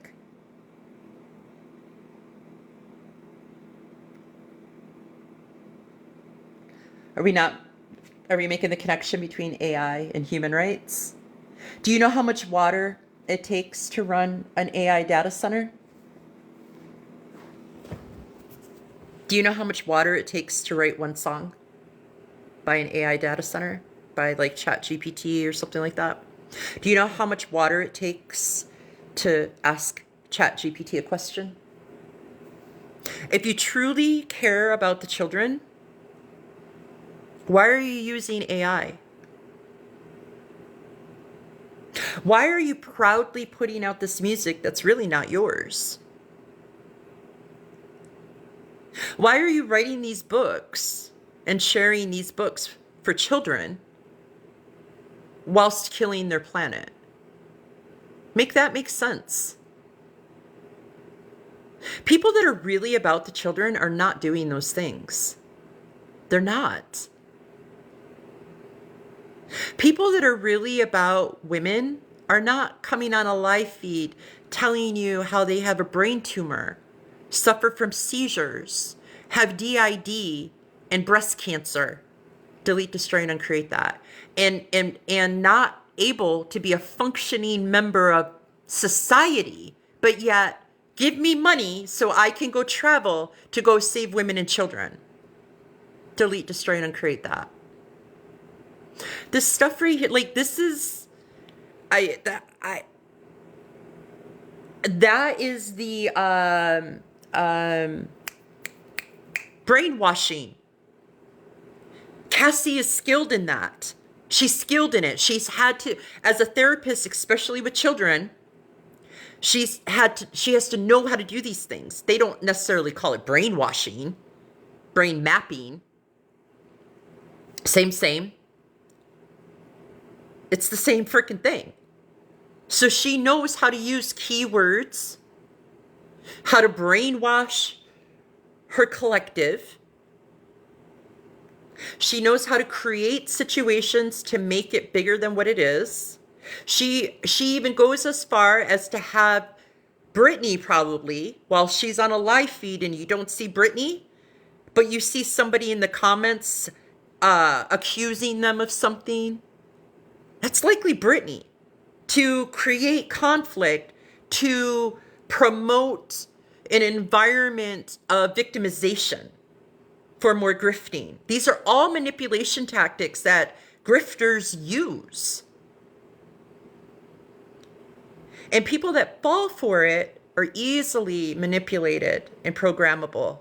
And that's their target. They are targeting people that can be brainwashed, that can be, what's that called? Where you, what's that called? When they like do the little watch in front of you, or you count back from 10. I don't know what that's called. Hypnosis. Yes. She knows how to hypnotize people. Never worked on me. That's one of the things that she gets frustrated about. I'm hemi-synced. I've been hemi-synced since I was a child. So that stuff doesn't work on me. I was part of anyway, I was part of some stuff. But that's for another video. But I'm hemi-synced. So shit like that don't work on me. That's why I'm able to see through things. That's what makes me dangerous to people like that. That's why I'm a threat to them. Because I see through it and I go, what the fuck are you doing? No, I'm going to go tell these people because you ain't making sense. But I'm still in a human body and I'm still human. So I still have like my insecurities and doubts and stuff like that. So sometimes I like gaslight myself. Like, did I really just see that? Did that really just happen? You know, but I'm not doing that anymore. I've been healing that aspect of myself. So now it's very easy for me to see stuff, especially when I'm not around it. And then I see it and I'm like, you guys aren't seeing this? Like, but I do want to tell you, and then unless you guys have any other questions or you want to add anything, but I do want to leave you with this. There's nothing to fear with these women. Do you hear me? There's absolutely nothing to fear with these women. They cannot hurt or harm any of you. They cannot hurt or harm me. They are so depleted in their magic that the only way that they can even be successful at it is if you give them power. That's the only way.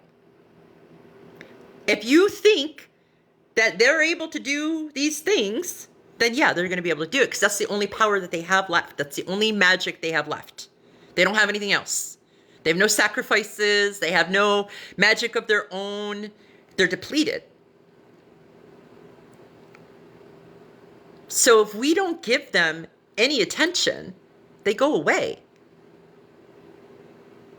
We could keep having these conversations. We could keep sharing and swapping stories for sure. But if we don't put focus on them, if we're not watching their live feeds, if we're not engaging them in that, that's their stage. They need their applause. But that requires restraint.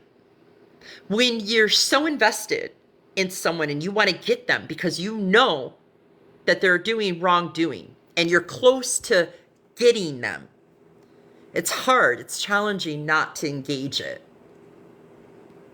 But if you don't engage it, they go away. The only reason why they're significant right now is because the collective is making them significant. That's the only reason.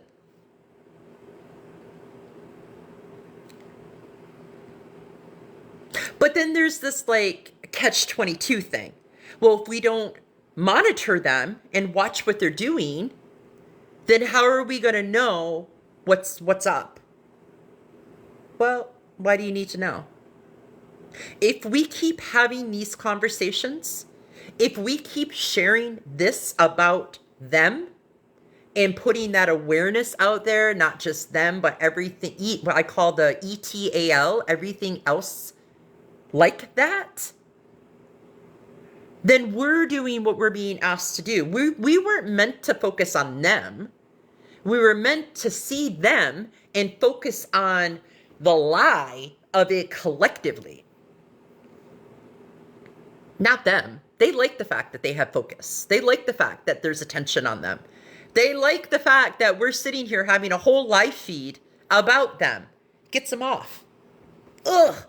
She loves it. It's orgasmic for her. And for Brittany. Makes Brittany feel powerful. It's orgasmic for Cassie. I mean, it's really up to you guys.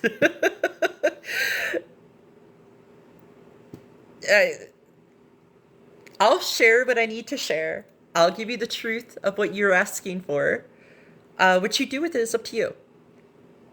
But I don't give them energy. I don't give them power. I don't fear them in any way, shape, or form. Nor should you. What we should be doing is focusing on how we can collectively get justice for all the people that they grifted. We can put focus on that. That's not doxing. That's justice. Do you guys want to get to work? Let's get to work. Let's find some stuff out. Let's get this going. I mean, unless you like the drama, there's always going to be drama, though. There's always going to be somebody else. We're making them important. They don't even need that relevance. That's the only thing. We're keeping them relevant. Let's just take a peek at some of these comments. Ooh, Jesus. Sorry about that, you guys. I scared myself. Didn't even know I could do that. Louisiana, exactly. We are in control of how this goes. Yeah, girl. Yeah. Whatever you want to see of this with them, that's why I'm here on Possibilities. What do you... Tell me, collectively decide what you guys want to do about this, and then we'll do it. 3 days in a row, we can bring people up that have personal knowledge. Yep, we can do that, Tamara. I can definitely do that. Intentions are everything. Exactly, Katie. Exactly. So tell me what you guys want to do, and let's do it. That's how my magic works. It's how my medicine works. Now, keep in mind, my creator don't let me do things that's not in a good way. So as long as it stays in a good way, I'm down. What do you guys need? What do you want? I can keep doing this, putting up the live feed for the next couple days, having people come on and have some voices, be heard, and just getting knowledge out there. Because we're focusing on the grifters of Beyond Duality, but the truth is there's going to be so many other grifters coming forward now that these files are out there, and we have a duty to protect other women. People weren't there to protect us.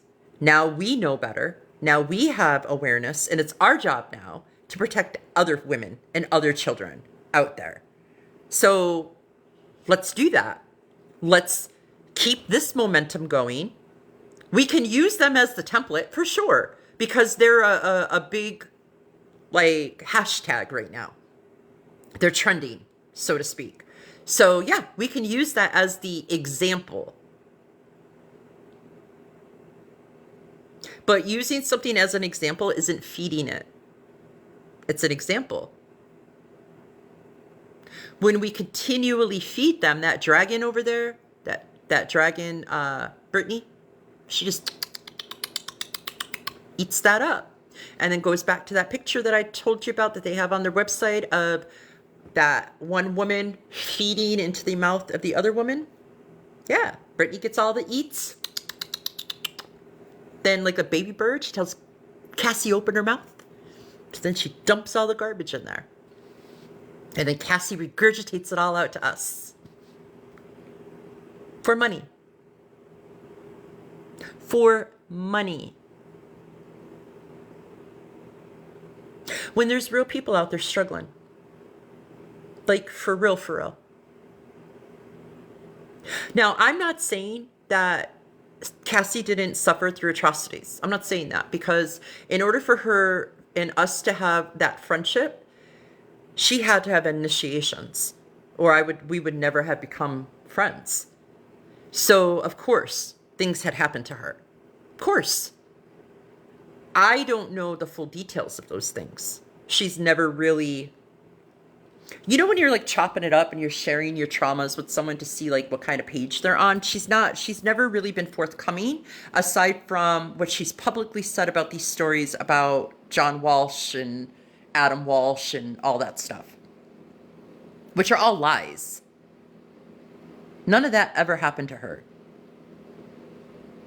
To even continue to stay attached to that lie,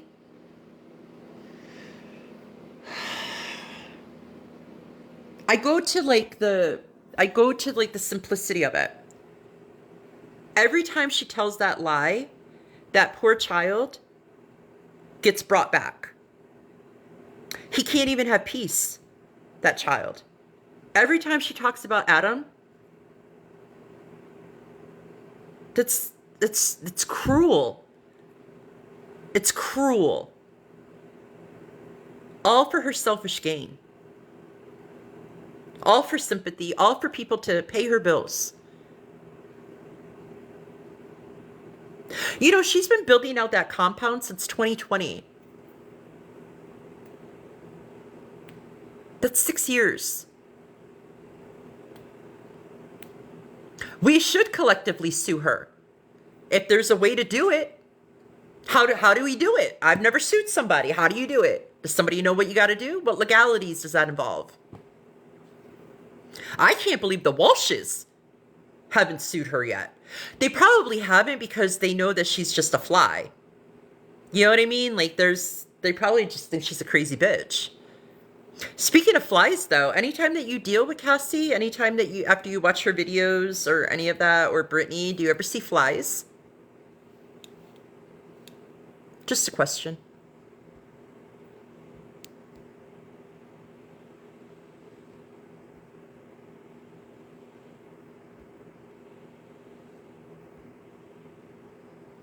I'm just looking at the comments, you guys, to see what you're saying.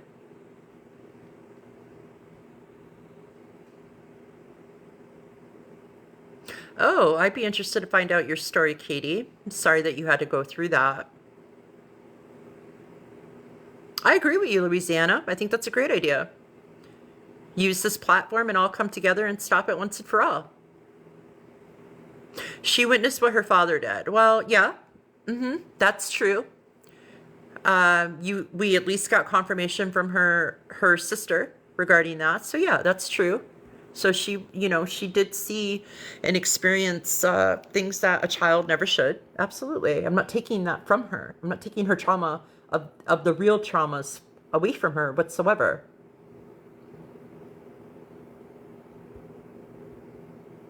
Oh, Walsh should sue her. I thought you said we should. Yeah, we should.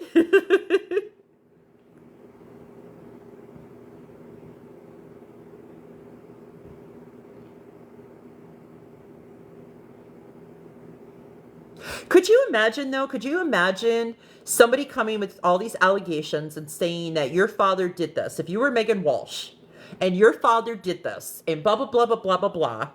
Could you imagine what that did to Megan? Could you imagine, like, the psychological warfare that she went through, wondering if this was real about her father or not? Like, that's cruel. It's very cruel.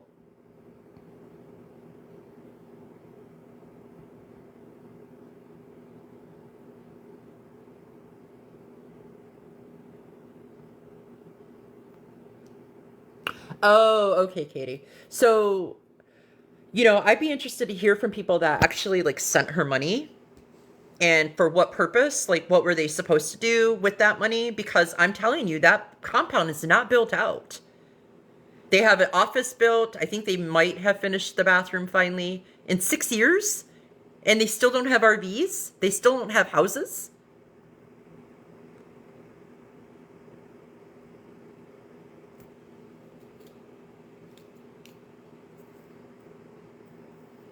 Yeah, but that's how that works, Katie. Like, if you do, that's how she has it set up, is if you do say something, you get attacked.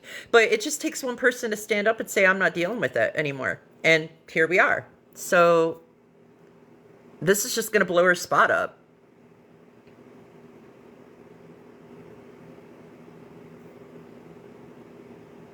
Louisiana gave him over $1,000 too. Wow. Tamara gave him $6,000. Okay, so on this feed alone, they've gotten $8,000 from 3 people. Who else? How much money? Anybody else given money? Put it in here, please. Put it in here. If you've given them money, put in here how much money you've given them. There's 15 of us. Let's just see collectively how much they've grifted. I've given 1,000, a little over 1,000. We'll just call it 1,000. Okay, so possibly $10,000, roughly, with things and money, gas, meals, hotels. $100. $100 is still a lot of money in this day and age. I'm sorry, especially if you don't have it.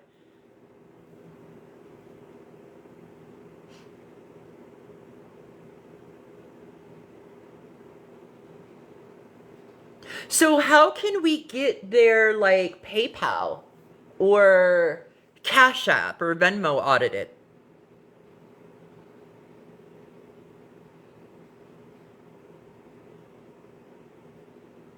Plus money on lives, that too. Yup, that counts too.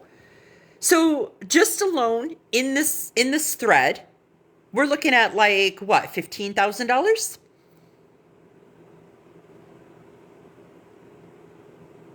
$15,000 can go a long ways.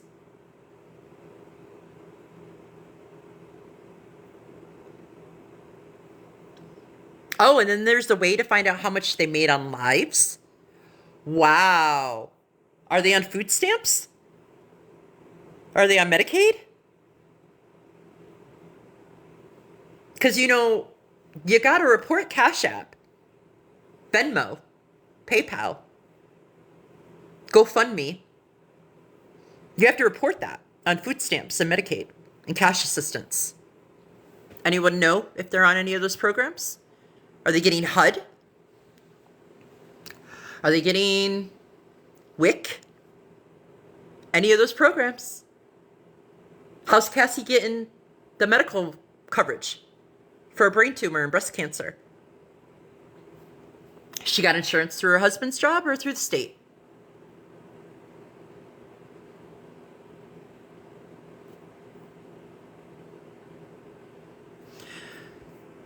Well, Katie, that's costly too. Giving your energy and good thoughts to them is what sustains them as well, not just the money. So if you could put a value on your good thoughts and your energy, that's valuable. Just as valuable as cash.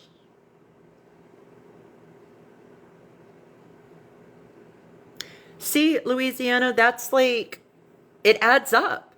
$100 here, a couple things on TikTok, like that stuff adds up, and they're still out there just grifting. Like, I watched this TikTok the other day. This guy was like, so what's this about? We're just logging into TikTok and working?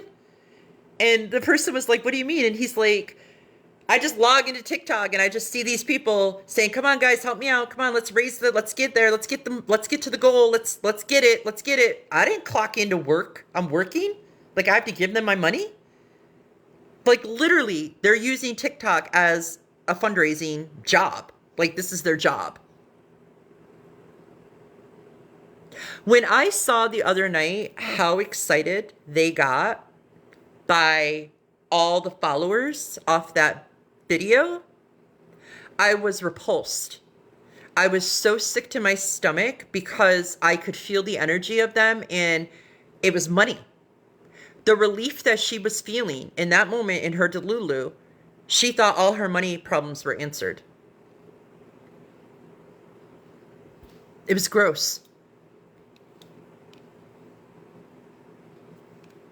And in 6 years, how is there not any improvement in your life? How are you doing the exact same thing? They are doing the exact same thing today, right now, that they did August of 2023 when I was there. The exact same thing. Let that what were you doing August 2023? Were you sitting on a TikTok talking about Cassie? Or were you living your fucking life? Were you working, doing your job, taking care of your house, taking care of your car, taking care of your kid, taking care of your grandma, taking care of your brother, taking care of your dog? These women are doing the same thing over and over again. They're not going on trips to rescue people.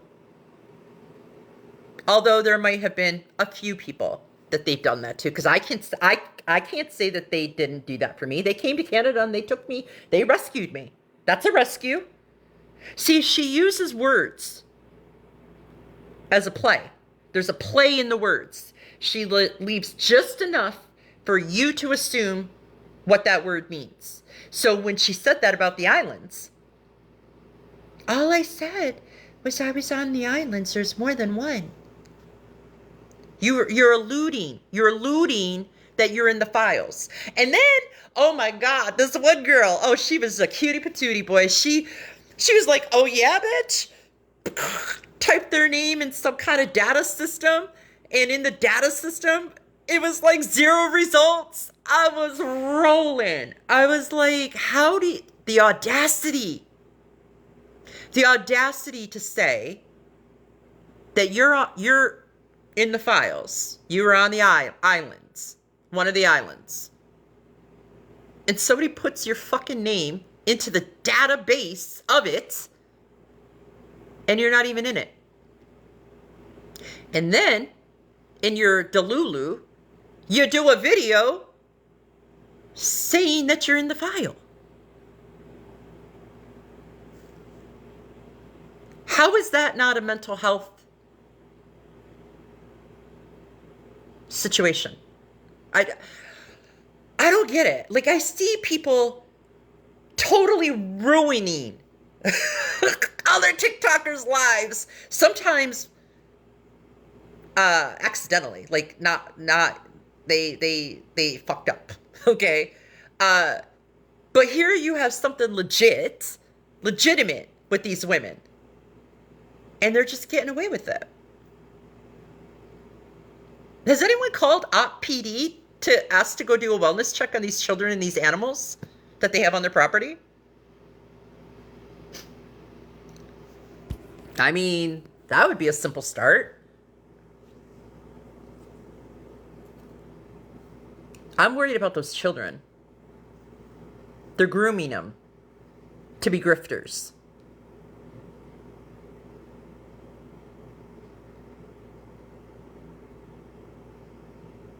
It started for you, Tamron, 823, yeah. Yeah, they've had people do videos asking for RVs many times. Yeah, no results on that because they're not in the files.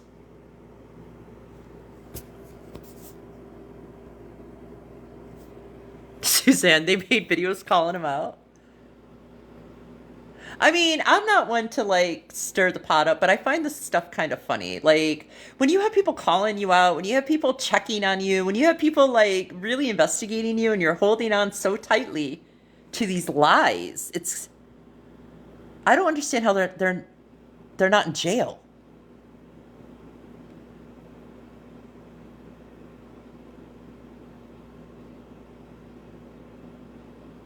She said she posted what they did to her in the files, but it was deleted by TikTok.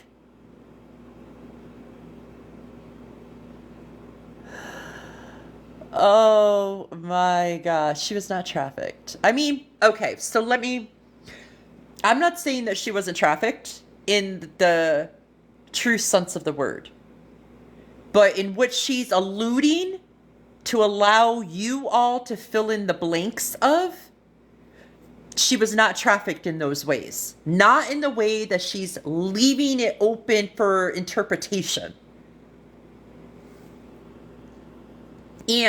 And she could come back to this video and pick apart that I would say, that she would say, a victim is a victim is a victim, regardless of how it happened. See, that would be something that she would say to justify it, like her lies.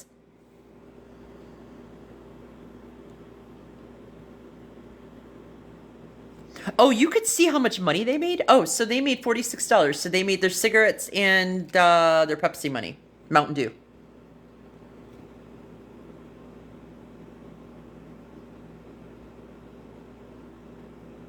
The law has to care. Yeah, that's true.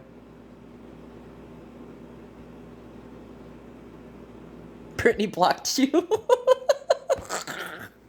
Well, yeah, it's so easy just to block you because they're just going to go ahead and get more followers. No, Brittany is the leader. Brittany is the head of the snake. It's taken me a while to realize, but Brittany is the mastermind of everything.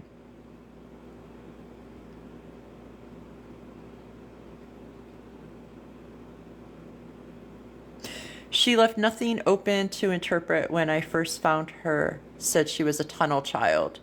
You found her in a tunnel?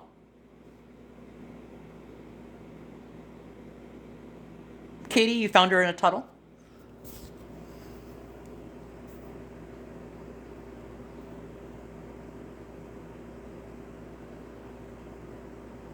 Oh, Mountain Dew. Yep, it's Mountain Dew. I couldn't remember. I know one of them, they used to have Pepsi and Mountain Dew all the time, so I couldn't remember who was who. Yeah, she would say we were victim shaming. Yeah, it's so she's the only victim.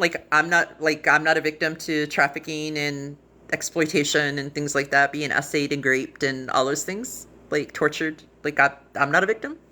That don't make sense. I mean, I'm not saying you, Louisiana. I'm saying in her mind. You know what I mean? Like the way she justifies shit.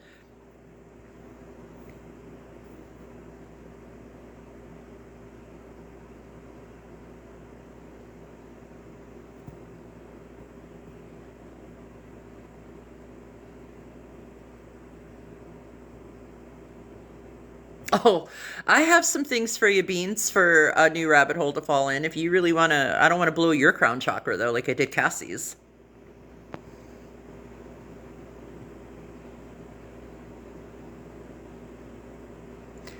Oh, Cassie said that she was found, who found her in a tunnel? Katie.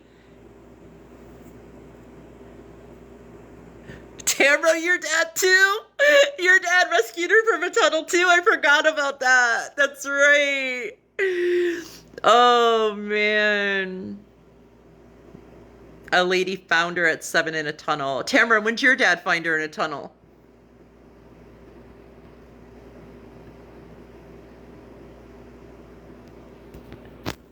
That she was trafficked to the 1%. Listen, have you seen the women that are in those files? I'm not, listen. I'm just saying, if that were true, if she were trafficked to the 1%, she would have a completely different life right now.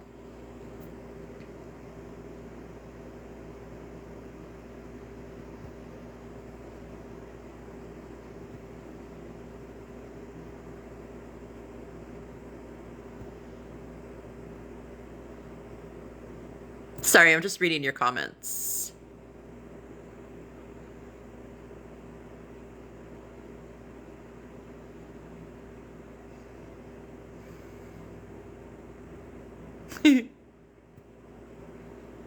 Oh, you guys got a lot to say on this stuff, boy. See, this is the thing. I'm looking at these comments, and everyone has an aspect of these women. Look at how infective. They are an infection. They are a parasitic infection. Yeah, so let's circle back to their relationship. I forgot. We got sidetracked by going and looking at their video or their live feed. Isn't that funny? And is that what happened? We were talking about that, and then we went to their live feed. So let's talk about Brittany and Cassie relationship with each other. I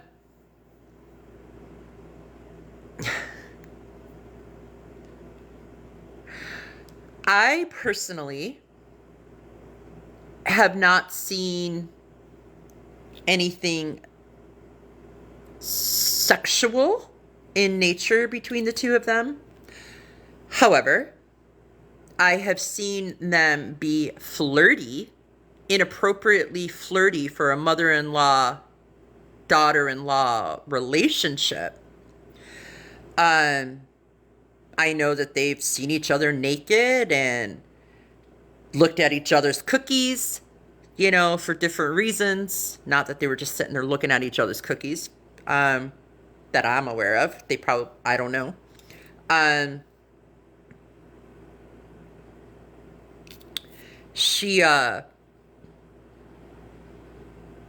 You know when you have a girlfriend and you guys are tight and you've been friends like all your life and you're like in the shower and they come in and they take a poop while you're in the shower or what have you?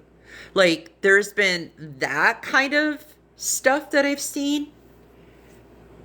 But it's always been a weird, like, I've been essayed as a child as well. So it's like this weird ick feeling, like it's like it's like icky. It's not like, oh, my girlfriend, my homegirl is taking a poop while I'm in the shower. It's incestuous feeling. And anytime that they are, like, there's this one video where one of them's laying on the other and they're just like stuck like that. It's really gross. And then the Jezebelian spirit of Brittany, she's like half naked, walking on the video, shaking her ass. Like, that's all Jezebelian. That's Jezebel. Like, what is the purpose of that video? Okay, let's go to advocacy and leadership 101. Okay? Advocacy and leadership 101 is, what am I trying to convey? As a leader, what message am I trying to convey to the collective? So when you're doing a video of shaking your ass half naked for women and children, as a leader, that doesn't make sense to me. Now, I'm not somebody to body shame a woman, please. Okay? Look, love your body, queen. Do you. Do you, boo-boo. Okay? However, when you're in leadership for sex trafficking, protecting women and children, doing videos of being sexual in nature, tell me how that aligns to protecting women and children.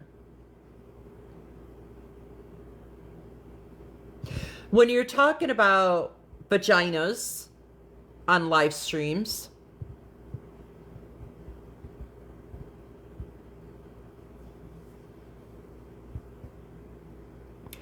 all of this, everything that comes out of their mouths is to stay relevant. That's it.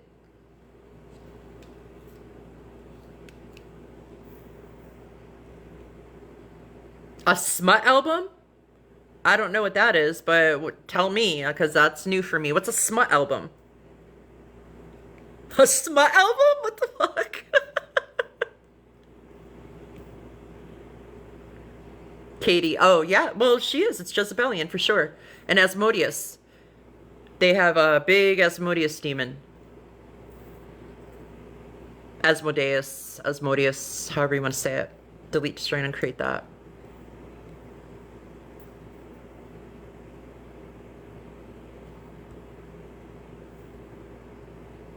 Now, I don't know what they're doing in hotel rooms when they're on the road. I don't know what they're doing together in a bed. Looking through the comments, y'all.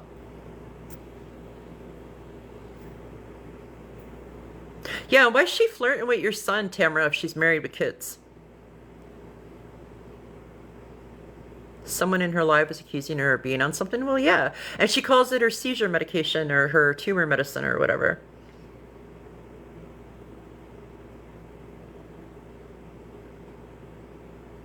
Sex magic is very real. Very Jezebelian.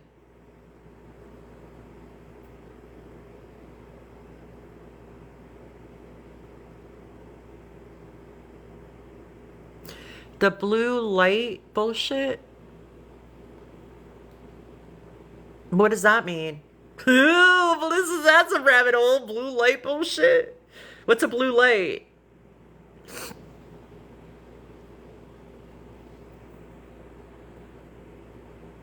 Don't worry, Brittany will make me feel better. Yeah, because, you know, Brittany knows how to placate her. Whatever that looks like. Yeah, you should trust your son, Tamara.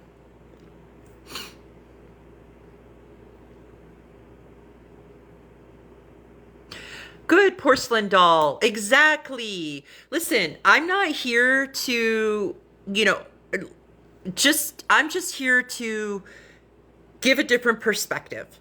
Just please go back and look at everything with a new lens of on the field. You know, a new position. Look at it from a new position, new perspective. It was album. The songs were raunchy. Oh. Oh, Crystal, I'm so sorry.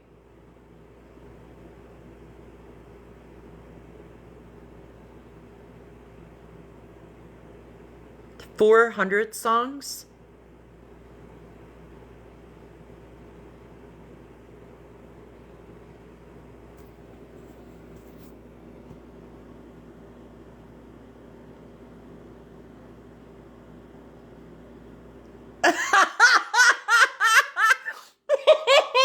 So sorry. Oh, they can read you with the blue light government shit. Is that the same thing as the command center being behind your ear? Oh my God. How is... Oh man.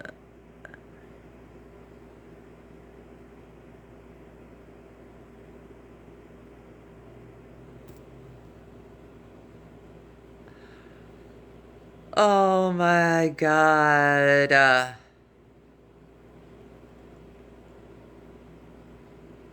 Well, Katie, what it is, okay, and this is no disrespect at all, and I'm just, this isn't geared towards you, but you said that, so you've triggered me to say a response.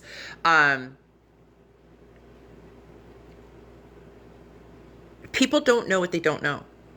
They only know what they know until they know otherwise. So, like my friend here, my new friend here, I love people that can go back and take a look at things. Porcelain Doll said, now they're going to go back and take a look at these lives and these videos with a whole new lens because now they have a new perspective of it. And most people aren't even able to do that. They're not capable of doing that. Once they attach to something, they stay in it. Clearly, look at Cassie. Once they find something that works for them, they stay in it. And then they just accept it to be what that is. People clearly in this chat have critical thinking skills.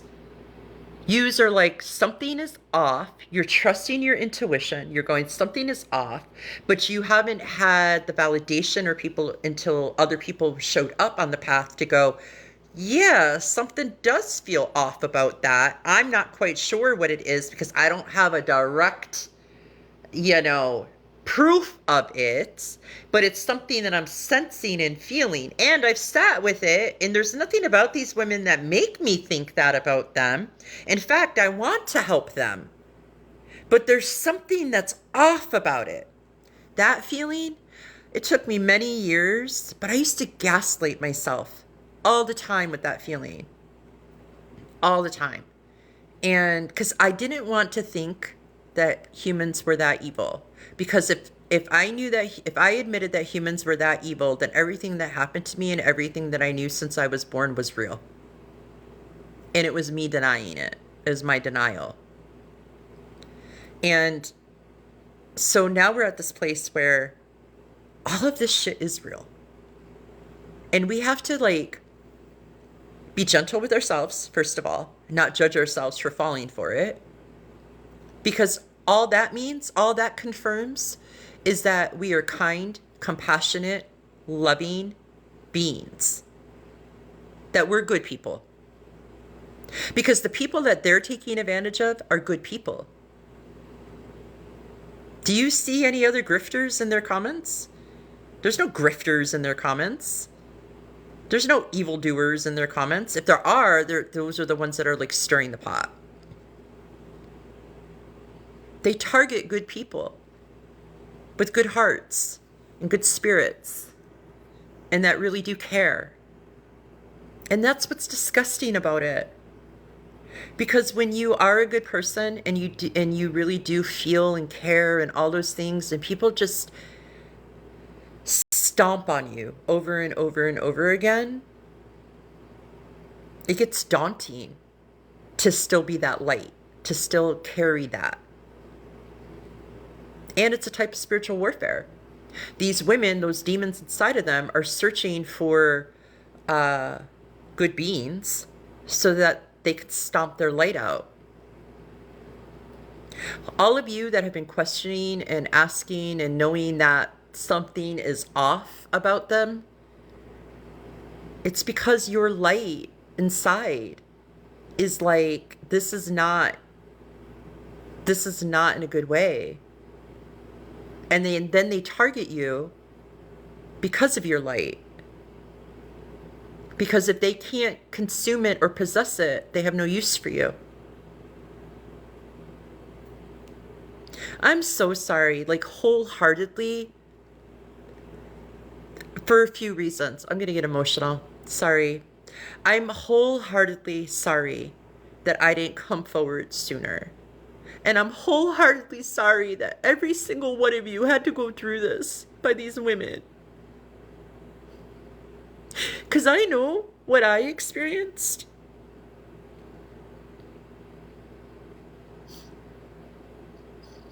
And what I had to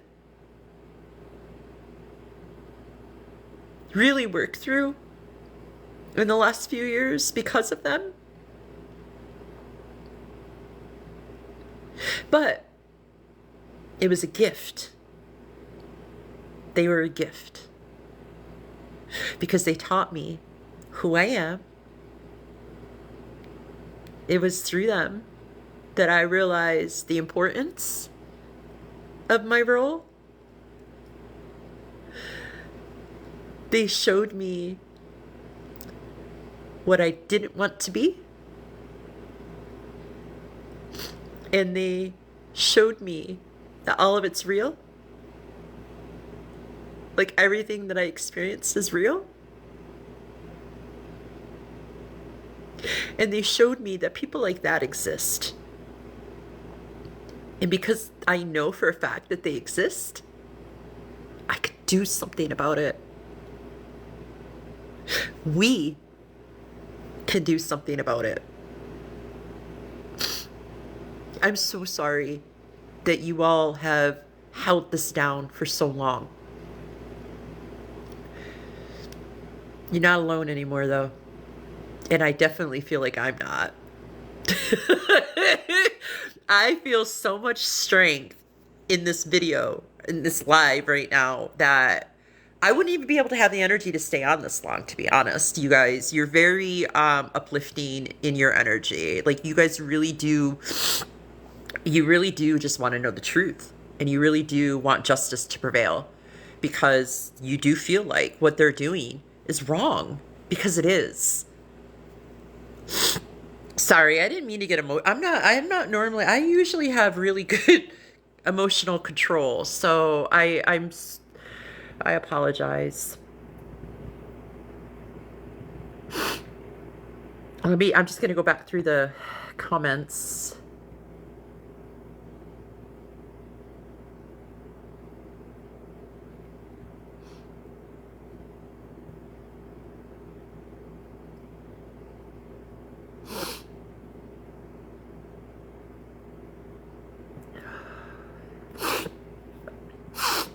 Oh, sorry. Now I got my nose running. Oh, thanks. I got tons of plants behind me.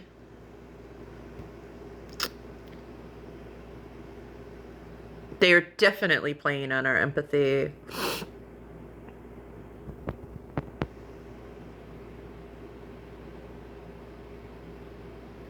Oh, Brittany. Hi. Welcome. By loving and showing you kindness. Interesting point of view. Can I explain what it is that you did? Well, you should have been here sooner. We did all that already. We did all that already. The Brittany show's here, you guys. Brittany show.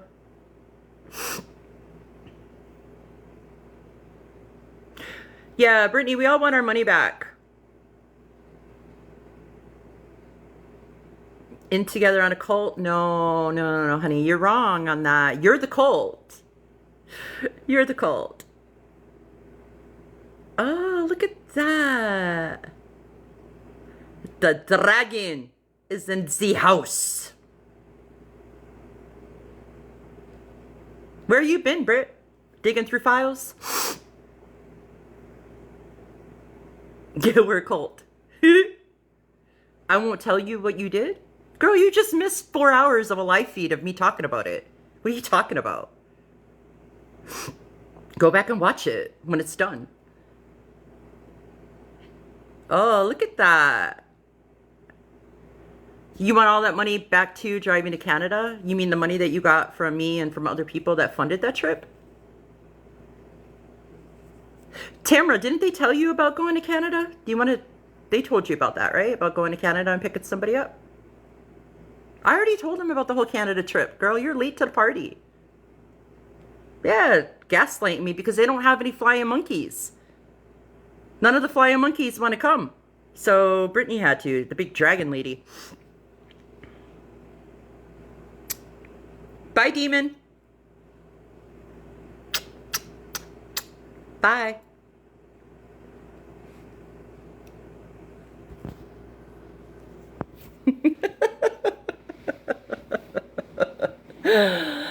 Oh, told you.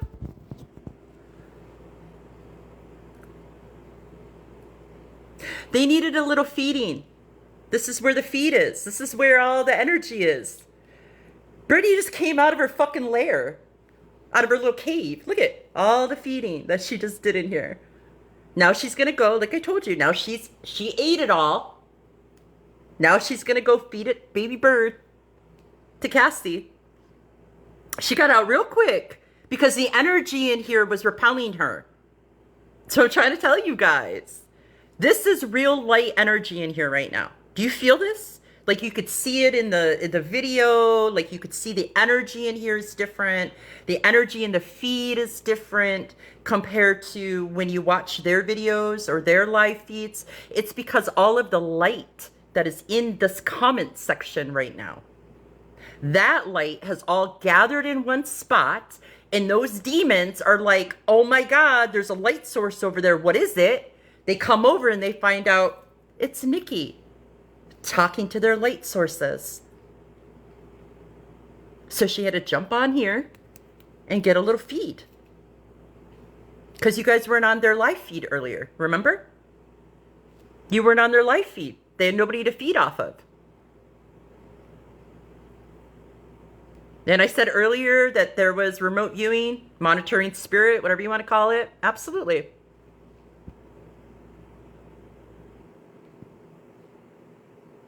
She probably is lurking. That's okay. Remember the puffer fish? We got this puffer fished.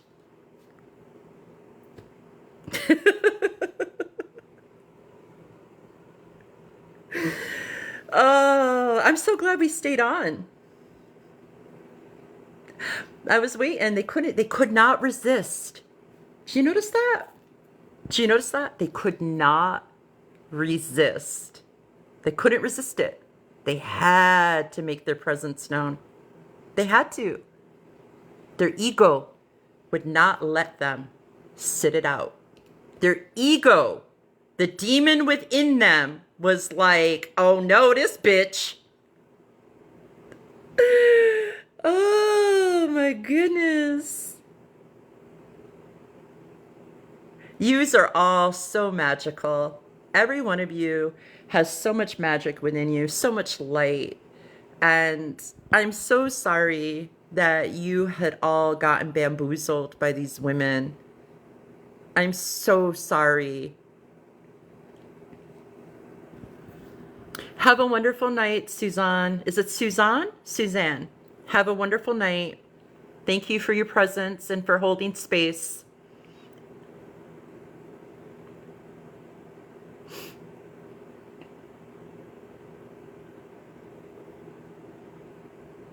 Well, it's not my energy. I'm just mirroring you guys. This is all what you're feeling in this space is all your energy being mirrored back to you.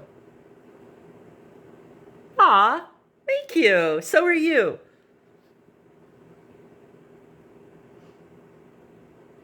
See, the difference in between like real spiritual people like you guys is that when you're in a feed like this, yeah, there was a demon in here for sure. When you guys are in a space like this, your energy, your light is just so, it wants to be seen. And when you have someone like me that can mirror it back, it gives opportunity for you to just feel all that good of what you're putting out. You get a little bit of that back because it's not just yours, it's also everybody else that's in here as well.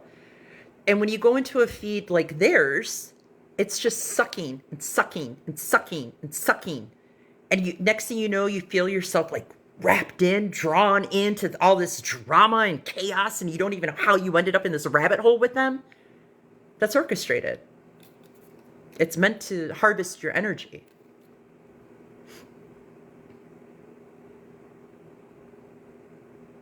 Remember the lady from Alabama here? What do you mean, Tamara?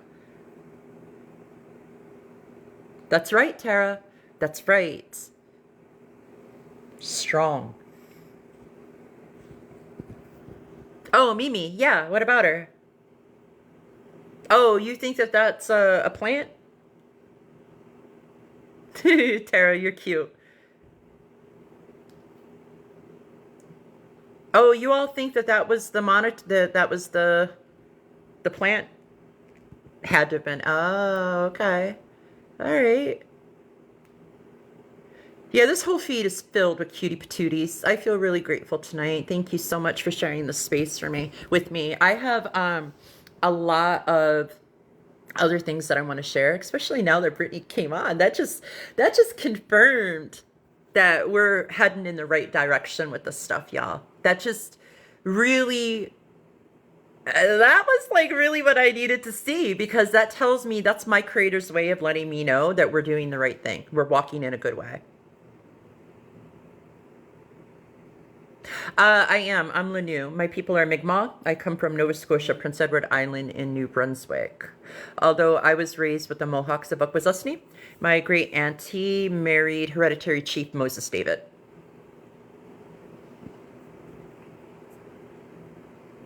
You know we're speaking truth when she comes in. That's right, Louisiana. That's right, girl.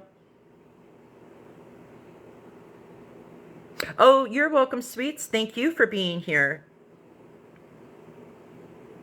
Land back. Hey, hey. Oh, wait, let me get it out. My tattoo. Water protector. I have a water protector tattoo, and I have a warrior woman for being a warrior in the back of my neck. Thunderbird woman.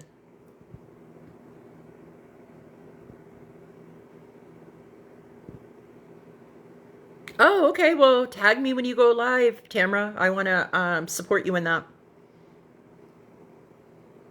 Oh, thank you, Tara. I love that. Thank you so much. See, that's the other thing. Like, again, going back to, I always look at the balance of everything, right? So this is not to like tear them all down and all of that stuff. They are a gift. I stated to you all the things that they gifted. The thing that they gifted just now is all of us coming together in sistership, friendship. That we're all having this conversation because of them. And I feel really blessed with the people that I'm getting to know. It's amazing. So thank you, Brittany. Thank you, Cassie, for being what you are meant to be on this path in this now moment, so that those that are truly about it could show up for one another and finally be able to speak out and to step fully into our authenticity. So thank you for being those catalysts for us. One of the things that you'll find about me is that part of the reason why I'm not a victim, although I have the right to be one for all the things I've suffered through, the reason why I'm not a victim is because I choose to see the gift in everything. And it's not a bypassing. I really have to sit with it sometimes and really suffer in order to receive it. But everything is a gift. And it's how you utilize that gift, what you do with it, how you grow it. That's what matters. So all the crap that they've done, we don't have to keep feeding that. We can focus on what we're building moving forward, because that's truly what it's about. It's about the future generations, about the women and children that have already suffered, and to prevent those from suffering more.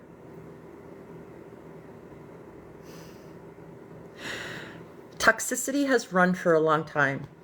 We need more healthiness. We need healthiness on this path.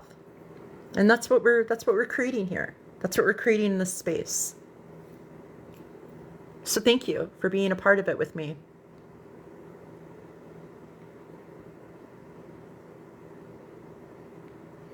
Oh, that's awesome, Tara. You know what? That's probably one of those women that are in here. There's been some pretty hardcore women in here that have been great and gracious enough, knowing that I don't know what I'm doing on TikTok, that have stitched my videos and shared them. So I'm really grateful for them as well, for sure.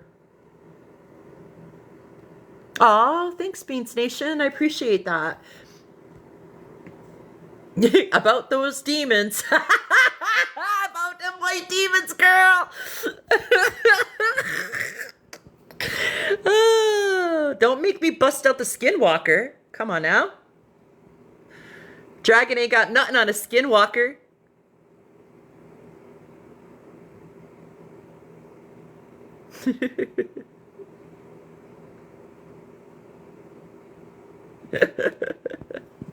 Well, I mean, I think anyone could really center themselves as victims, to be honest.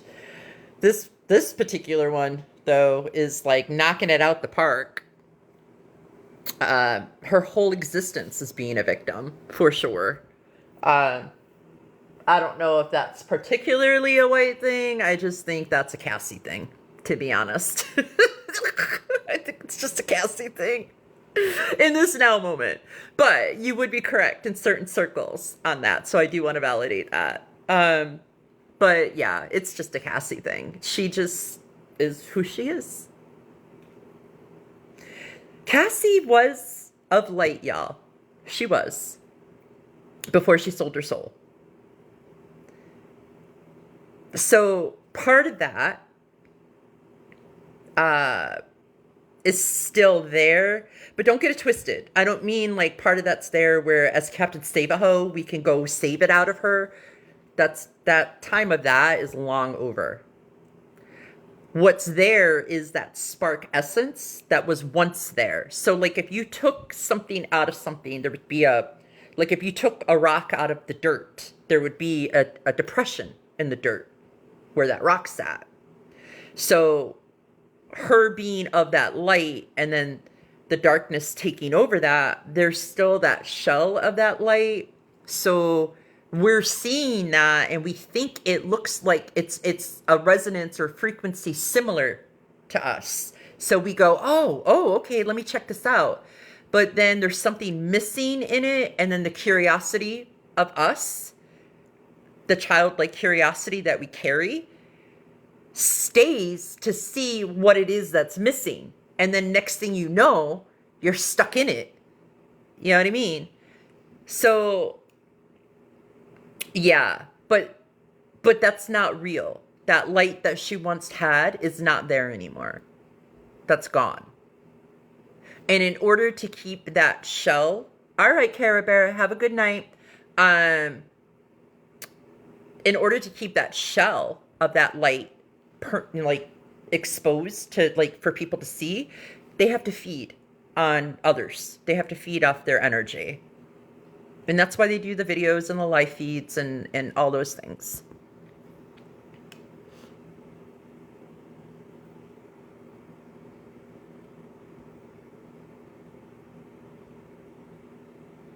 No, they're from Minnesota originally, Beans Nation, but now they live in Alabama.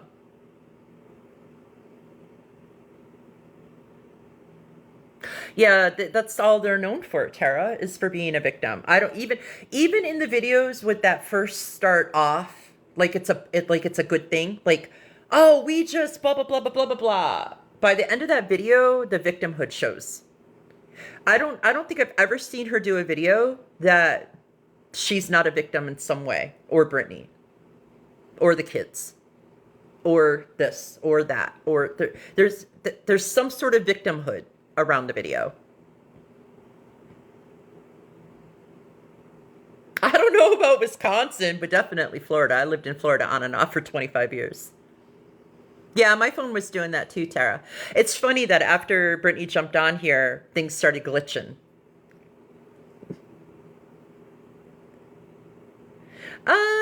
Yeah, if that makes you feel good, you're in a protected space. It's just glitchy because she was just in here, that's all. But yeah, I always encourage people to, utilize their own medicine and their own gifts in ways that give comfort and support. So if you feel the need to do a protection spell because of her, absolutely. All right, Katie, have a great night.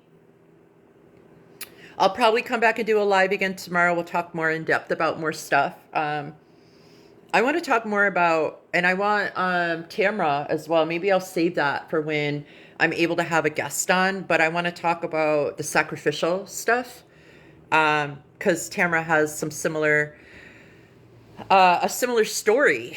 And Tamra and I didn't know each other prior to yesterday. And so Tamra came on the scene as I was exiting. And I just find it really interesting. It's an interesting story. So yeah, I feel like Tamra and I should really get that going.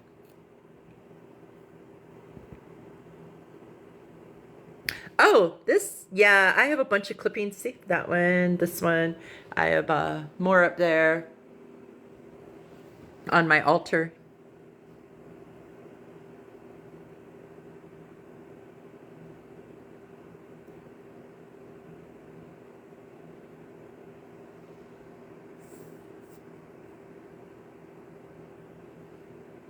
Which earrings, Tamra? The ones I was wearing earlier? You have the same earrings?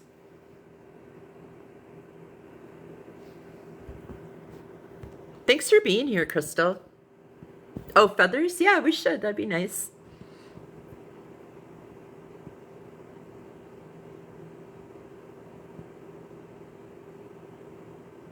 My earrings are from Indie City. It's an indigenous woman, queer indigenous business out of Canada.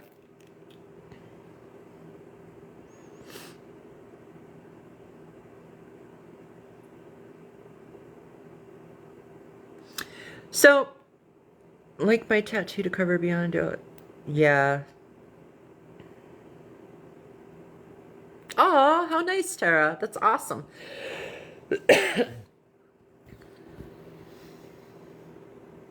Where'd you go to the powwow? Which powwow did you go to? I haven't been to a powwow in a long time. I'm ready. I'm definitely ready.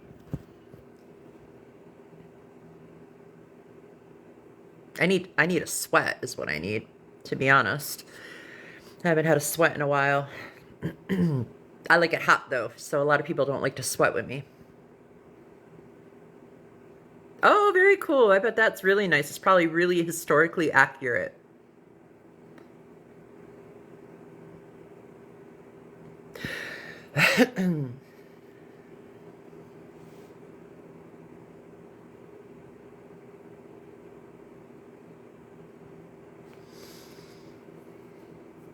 All right, you guys, I think the fun's over. We spent a lot of time together tonight. We talked about a lot.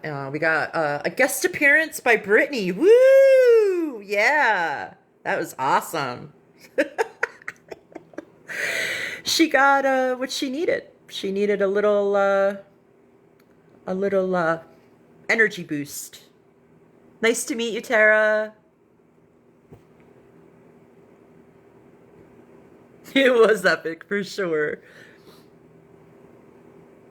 They're probably still lurking, to be honest.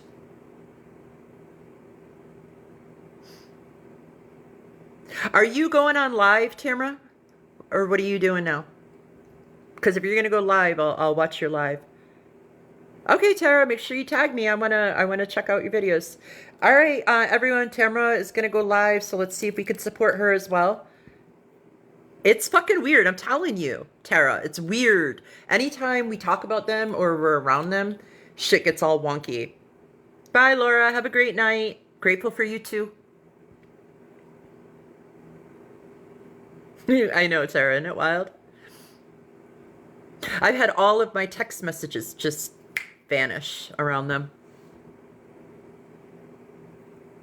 Have a wonderful night, Crystal. Yeah, it wouldn't hurt to do a protection spell, for sure.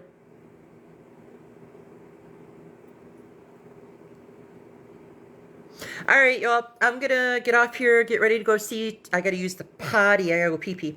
Go check out Tamara's video, and then I guess Tara's gonna make a video too. So we're gonna go watch Tamara's live, and then Tara's gonna be doing a video too. And I'm sure a couple of the other people that are in here that are hardcore are probably gonna do some videos as well. I don't know why I keep doing that. I'm so sorry. Oh, that's funny. But anyhow. All right, y'all. I'll come back and do a live tomorrow. I'm gonna get with Tamara a little bit and get some ideas of like what we're gonna chat about when we do go live. And thank you so much for being here. Ona kiwahe.